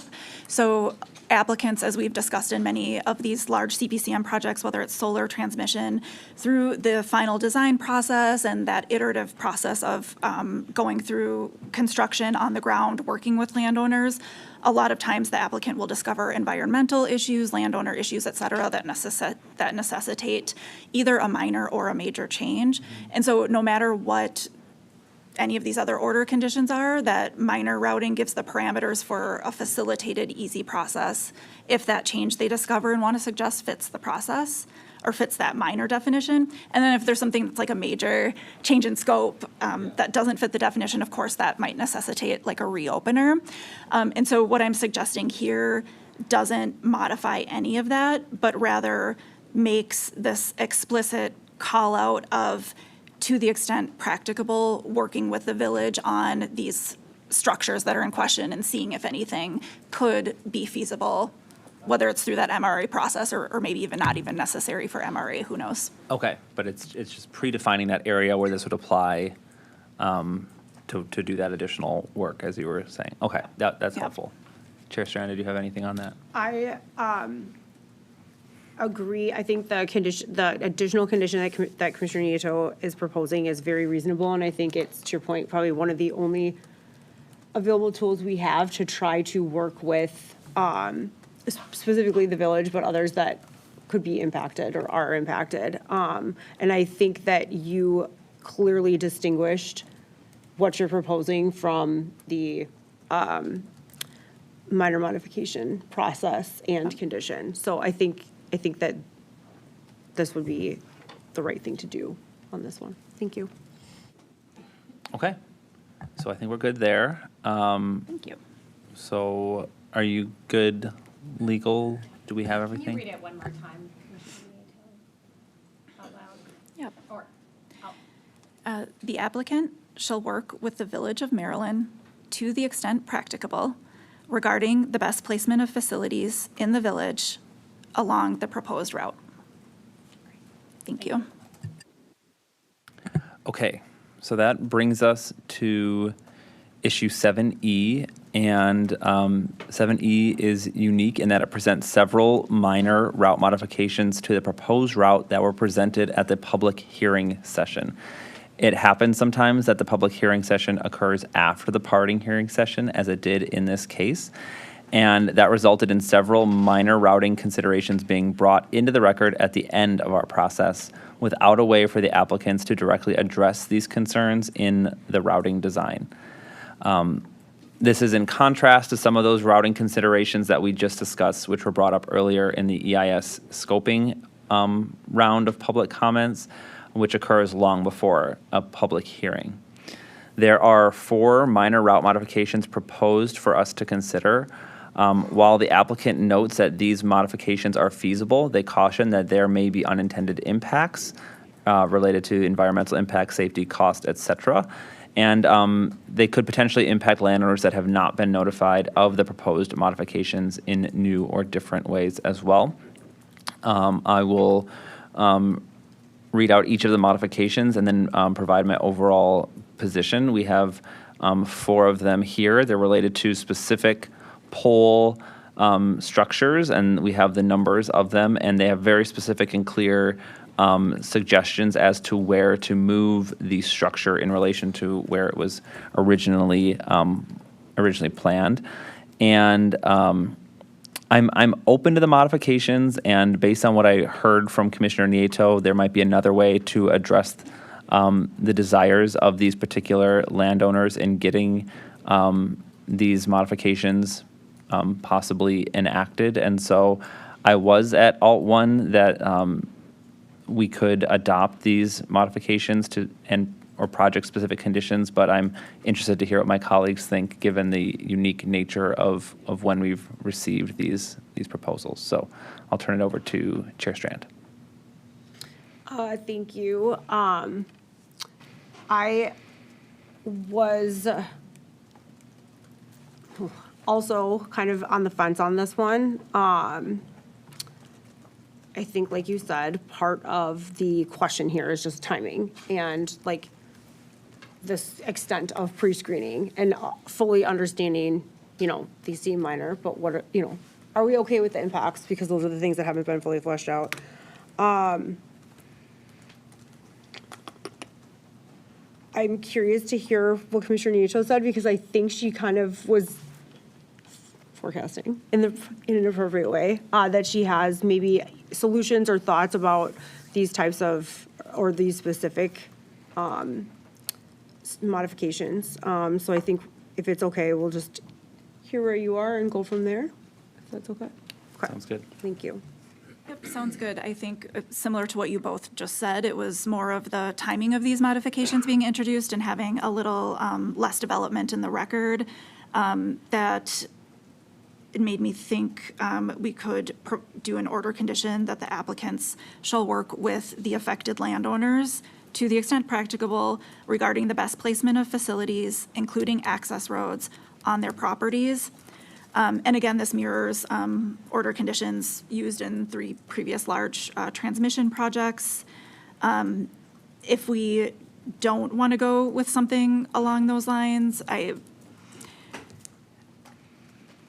could get to an Alt 1, but I think I'm in a similar place that you're both at, with just a couple of questions and similar to what the applicant expressed in its position as well. Just a question on what you just suggested. I think your language mentioned kind of constraining the modifications to the landowner's land, and some of these are modifications that would introduce a neighboring landowner, like the structure would go across the street, sort of impacts. And so I think your proposal might not enable all of the modifications that are contemplated here in the four that we have before us. So I just wanted to flag that and see if you had any thoughts on it. If there is a wordsmithing way to encompass that, that's a little smoother. I think that makes sense, and I struggled with the same thing.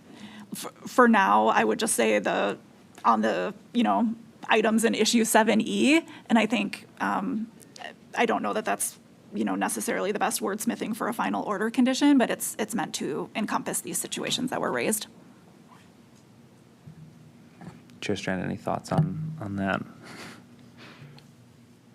Do not quote me on this, but I wonder if there's a way to capture these based on, since we're kind of all in a similar position due to the timing of when they came in, I wonder if there's a way to better capture them based on like subsequent to X or at X at the hearing or something like that, so that it's referring to things that are actually in the record and Yep. exist, and specifically these without without kind of triggering the concerns that you mentioned about the wording.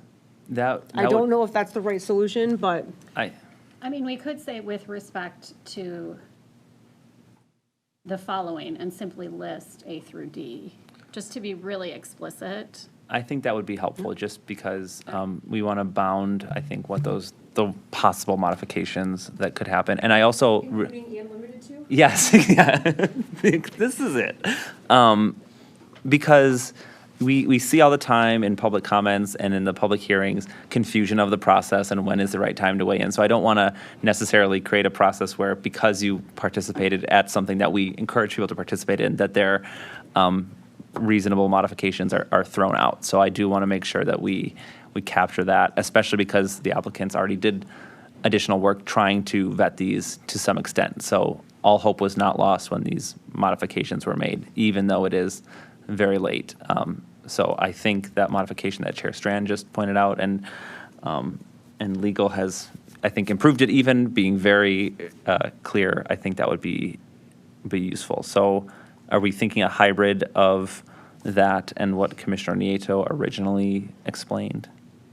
Is that what I was hearing? So what I have is the applicants shall work with affected landowners, so that keeps it to the extent practical regarding the best placement of facilities, including access roads, with respect to the following. But are we listing the 4 affected landowners here? And then the four, A, B, C, and D. the 4 specific, Got it. not listing landowners specifically, but just locations. Got it. Yep, because that's how they were. Yep. Yeah. Okay. That works for me. And then, so that means we're at alternative 2 plus the approval of this new condition, correct? Right, because we are not, We're not making further modifications, but we are doing a project-specific condition, but it's, not the one that we Not had. this one, Yes. exactly. Yep, we have a So- new one. All 3. so in alt 3, okay. Okay. So no additional modifications, but the addition of a project-specific condition to be worded as this. Got it. Is that, okay. Great, that works for me. Okay. Thank you. Thank you for Thank the you. assist on that. All right. I'll give legal a minute to scribble away. Okay. Issue 8 is a issue that is relevant only if the commission selects the alternative route. And because we did not, this is not relevant and we will skip it. Which brings us to issue 9 on whether or not a modification to the route, specifically Common Route Segment 20, is needed as a condition of approval. This route change would move the transmission line structures to the edges of properties in order to allow for the use of circular ag irrigation systems and other planting equipment. or other agricultural equipment. This has come up as an issue because the existing right-of-way cuts diagonally through active agricultural land, limiting the use of certain farming equipment. While the applicant notes that this route is feasible, it would increase the project cost by approximately $2.5 million and have slightly more land impacts. Additionally, there would be potentially adjacent landowners that were impacted, although I believe that this landowner, based on my review of the various parcels, owns most of the neighboring parcels as well. So the applicant stated that the route modification is feasible and would just require additional right-of-way and be, as I said, about $2.5 million more in cost. And I kind of went back and forth on this one. I certainly sympathize with the limitations on the use of the land from the existing right-of-way, and we are supposed to prioritize existing right-of-way. And this modification uses our next most required use, which is along transport corridors instead of the existing right-of-way. So I am at that the proposed modification is not necessary for approval, but am interested to hear what my colleagues think on this one. I was at alternative 3 as well, and one of my major drivers was just this, it was an expensive change, and I just worried about that, even though the project as a whole is a big B. I still felt that specifically focusing on this change and what it would cost, not to mention some of the effects on other landowners, that put me at a 3 for this one. Thank you. Commissioner Nieto. Yep, I thought this was a tough one as well, but I was ultimately at alt 3 here too. Okay. For the reasons you both discussed. All right. That moves us to issue 10, which is the estimated cost of the project. And I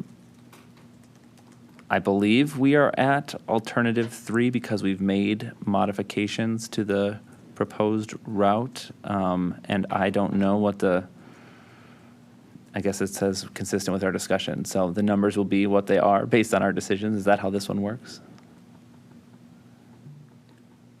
That was my interpretation of it as well, because alt 1 is proposed without, so we're not there. And alt 2 is obviously alternative without. So I think we're at an alt 3. And I think we can be silent on the different estimated costs as it relates to not wanting to say the wrong number out loud now, Yeah. given the calculation of the modifications that have been made as part of this discussion.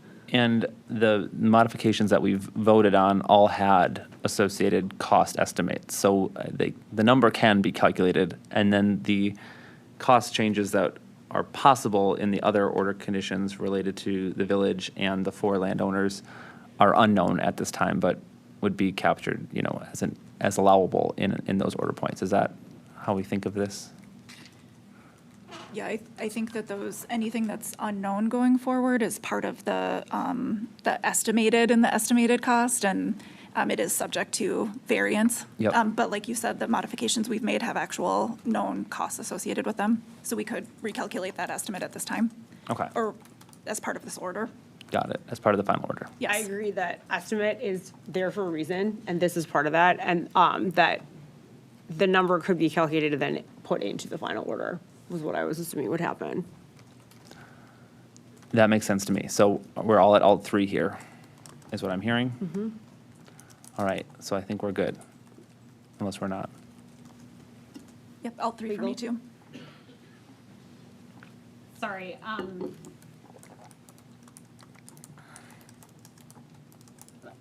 can we just add which will be specified in the final decision as specified in the final decision? Yep. Or some, To be specified in the final decision? yes.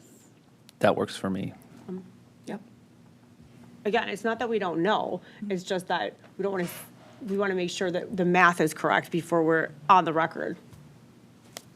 We with the know it's number. not the one in alternative 1. It's not 1 and it's not 2. Yeah.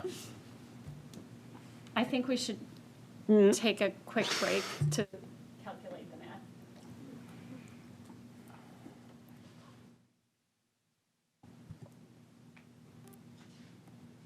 Is staff prepared to?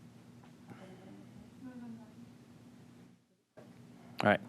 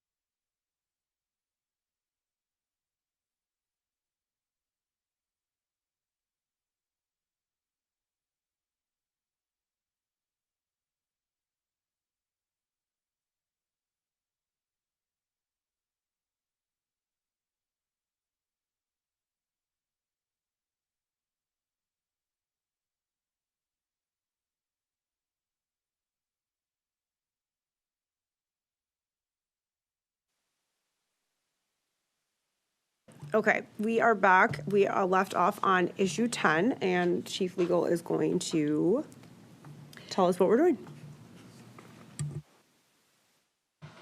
Okay, so just in discussing with staff how we handle this typical scenario, which is minor changes that have minor cost implications, we are comfortable that alternative 3 encompasses the overall cost of the authorized route, along with those approved minor changes.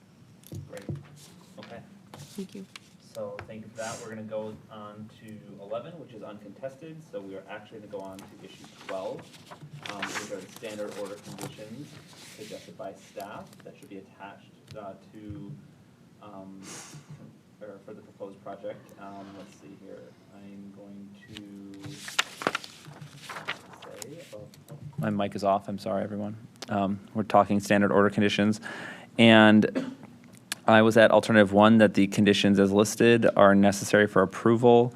And I believe that, again, we had a modification to standard order condition 12 that was accurately captured here one more time. So I was at alt 1. Chair Strand? Alt 1, thank you. Commissioner Nieto? I was at alt 1 on this one. Thanks. Thanks, and I sympathize with it spanning multiple pages as well, trying to read through what that issue 12 is. Okay. 13, project-specific order conditions. Issues 13A through 13I present project-specific conditions, some of which are the same as we discussed in 158, and I know we had a lot of discussion on them there. And so 13A proposes a project-specific order condition proposed to ensure applicants work with SHPO to avoid impacts to the Silver Mound Historic District. This was brought up earlier when we took up that issue. Chair Strand alluded to it. And since we adopted Alt 4 for issue 6B, this condition is relevant. I'll note that interveners do not take a position on this issue and the applicants do not object to alternative 1. I support alternative 1, that the applicants shall work with SHPO and commission staff to make any necessary project modifications in order to avoid and minimize impacts to the Silver Mound Historic District. Chair Strand. I'm also at alt 1. This is very important given our position on 6B. Thank you. Commissioner Nieto? Alt 1, thank you. All right. 13B introduces a condition by a DATCAP witness that requires the applicants to work with staff to prepare and issue an RFP for hiring the IEM/IAM. And so similar to what we just discussed, I believe we landed at alternative 1. I am at alternative 1 again. And for the same reasons I was in 158, it's important to make this a clear standalone condition, recognizing we don't have thresholds for when this is appropriate or not. And I'll reiterate that discussion we had earlier, but I don't believe we had any modifications to that condition. Did we? I'm trying to remember all the modifications. Okay. So I was at alt 1. Chair Strand? Alt 1, just because of the conversation that we had on Western Wisconsin. All right. Commissioner Nieto? Alt 1, thank you. Great. 13C proposes a project-specific order condition proposed by DNR witness Rowe aimed at mitigating impacts to roosting bats and nesting birds. Interveners either take no position or support the condition, and the applicant also does not object to it. Something to note here is that the applicants had a proposed modification to the condition that is listed in our DM, replacing maternity roost season with pup season and adding at the very end to the extent practicable. So I believe we've achieved some bit of uniformity there. So I was at alternative 2, that the proposed condition as modified, as I just discussed, is necessary for approval. Chair Strand? Yes, I was in the same spot, the proposed condition as modified, and I would support those 2 minor revisions that the applicant articulated that you read. So that's my position on this one. Thank you. Commissioner Nieto? I will join you both at alt 2. Okay. Thank you. 13D proposes a project-specific order condition proposed by DNR staff witness Rowe aimed at evaluating the lowering of some structures near grassland bird areas. I'm fine with this project-specific condition because it simply states that the applicants shall evaluate the feasibility.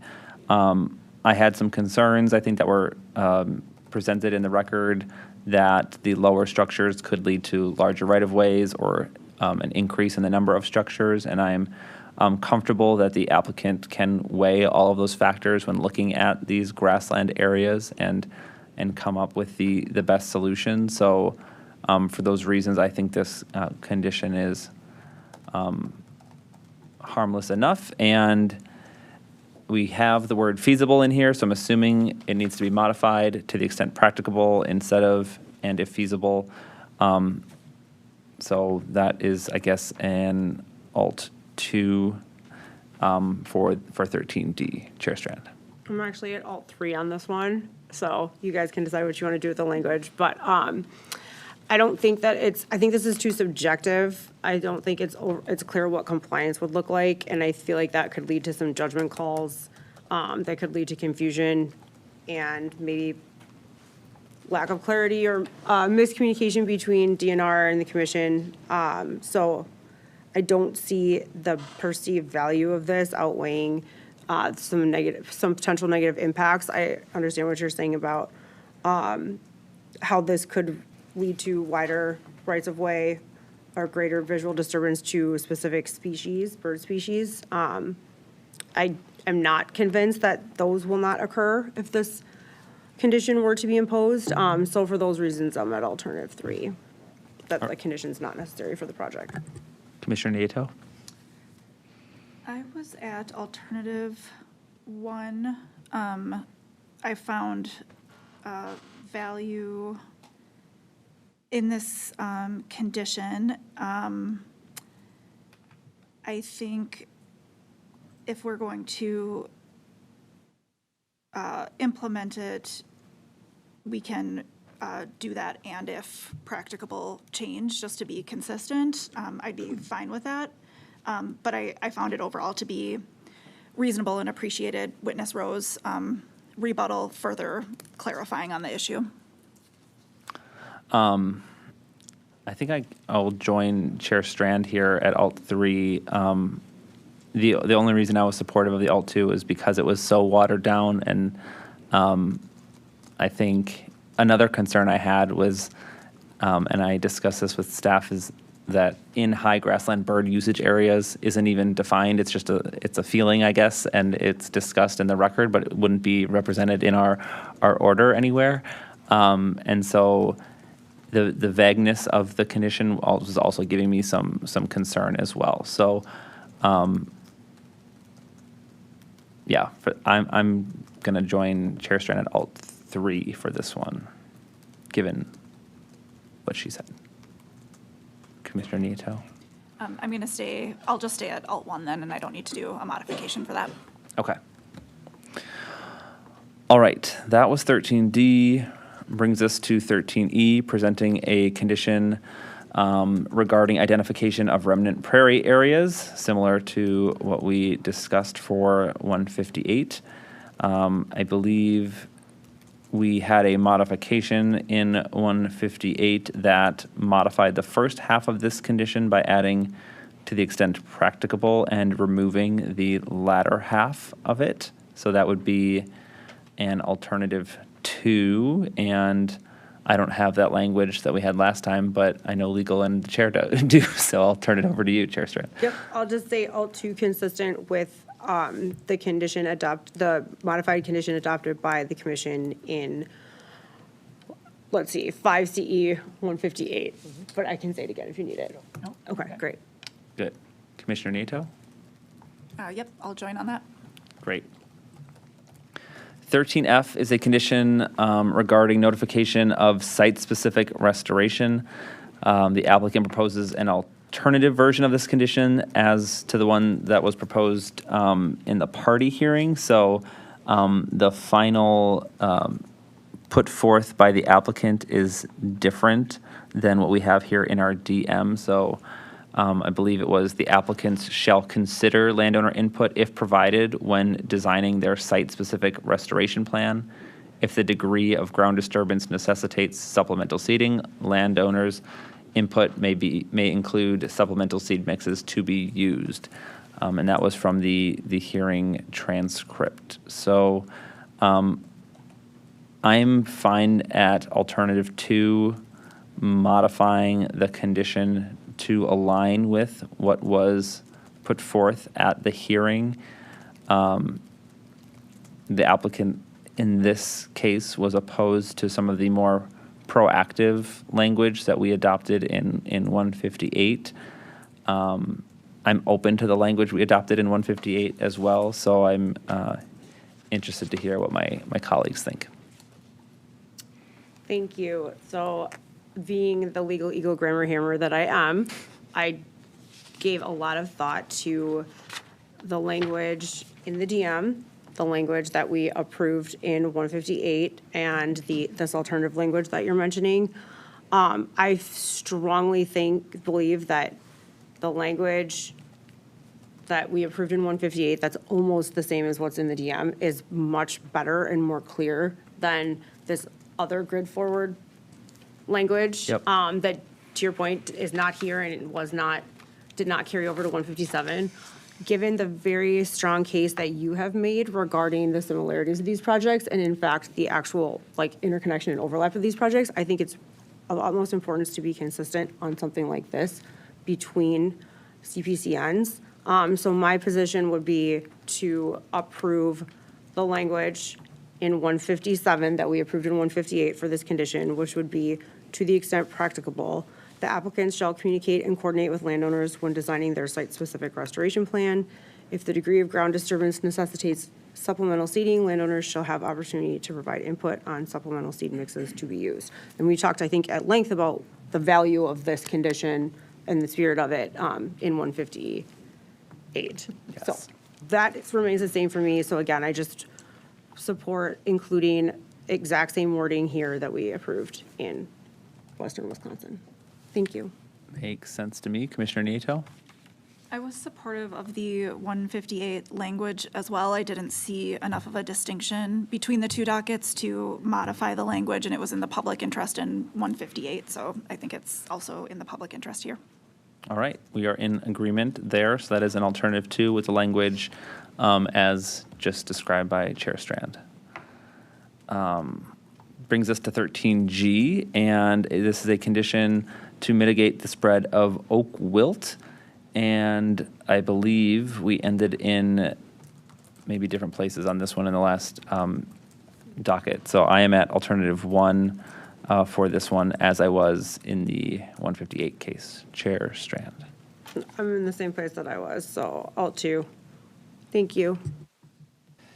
Commissioner Nieto. All 1, thanks. All right. So 13H presents a condition requiring applicants to abide by DNR guidelines for HRD, the root disease that I will not pronounce.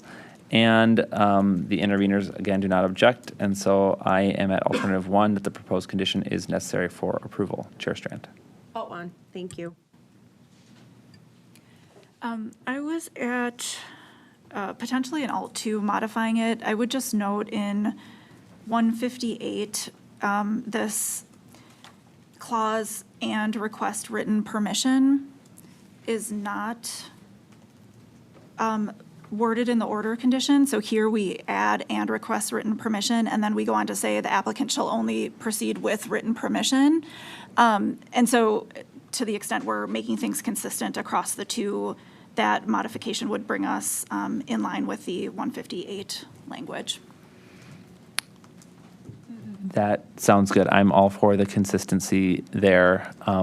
So good catch, Commissioner Nieto. So you were saying in the second sentence there's an and with? In the penultimate sentence, let's say where it starts talking about from April 1 to November 30, and then comma, and request written Oh, permission. yeah. Got That comma and request written permission appears to be an add-on in this docket. And redundant to To the the subsequent finals. sentence. Got it. Yep. Okay, I'm comfortable with removing that. Chair Strand? Yeah, sounds like a cut and paste issue to me, but yeah. All right. Totally fine being consistent across the two. Thank you. Great. And again, this was the one that was a good example of a condition, so that doesn't take away from it being, It preserves requiring written permission, just in yes, one place. exactly. Redundancy, go away. All right. So we're at all two here. All right, that brings us to 13I, which is a condition pertaining to the 345 kV transmission line impact fees, and that would be distributed to municipalities and counties. And I'll note that the interveners and applicants support and do not object to Alt 1. I am at alternative 1 for this one. Alt one, thank you. Commissioner Nieto. Alt one? Great. That brings us to issue 14. Has the commission complied with WEPA? And we have to consider whether we've applied pursuant to the statute and administrative codes. And I am at alternative 1, that yes, the commission has applied or complied with WEPA. Chair Strand. Alt one, thank you. Commissioner Nieto. Alt one? 14B is asking the commission to consider whether the proposed project will have undue adverse impacts or other environmental values as required by statute. The impact on these other environmental values are considered in the planning design of the project and further emphasized throughout the inclusion of other conditions proposed by DNR and staff to mitigate those potential impacts. I am at alternative 1, that no, the project will not have undue adverse impacts. And again, this project utilizes a large amount of existing utility right-of-way, and that is a key component of minimizing said impacts. So, Alt 1, Chair Strand. Alt one, thank you. Commissioner Nieto. All right. That brings us to our final issue of the day. Should the commission grant a CPCN for the proposed project? I am at alternative 2. Yes, the commission should grant a CPCN with modifications or conditions as discussed here today. Chair Strand. Alt two, thank you. Commissioner Nieto. Alt two? All right. I believe we are all set on this one. Thank you again to Commissioner Hawkins for the heavy lifting of leading discussion on 5CE 157 and 158 today. Great job. 3 hours later. Alrighty, thank you. All right. In docket 5CE 157, I move we approve the Grid Forward Central Wisconsin project with modifications and conditions consistent with our discussion. Second. All in favor? Aye. That does conclude our official business for today. Our next open meeting is scheduled for Thursday, November 6th, 2025 at 10:30 a.m. May I have a motion to adjourn? I move we stand adjourned until Thursday, November 6th, 2025 at 10:30 a.m. Second. All in favor? Aye. We're adjourned. Thank you.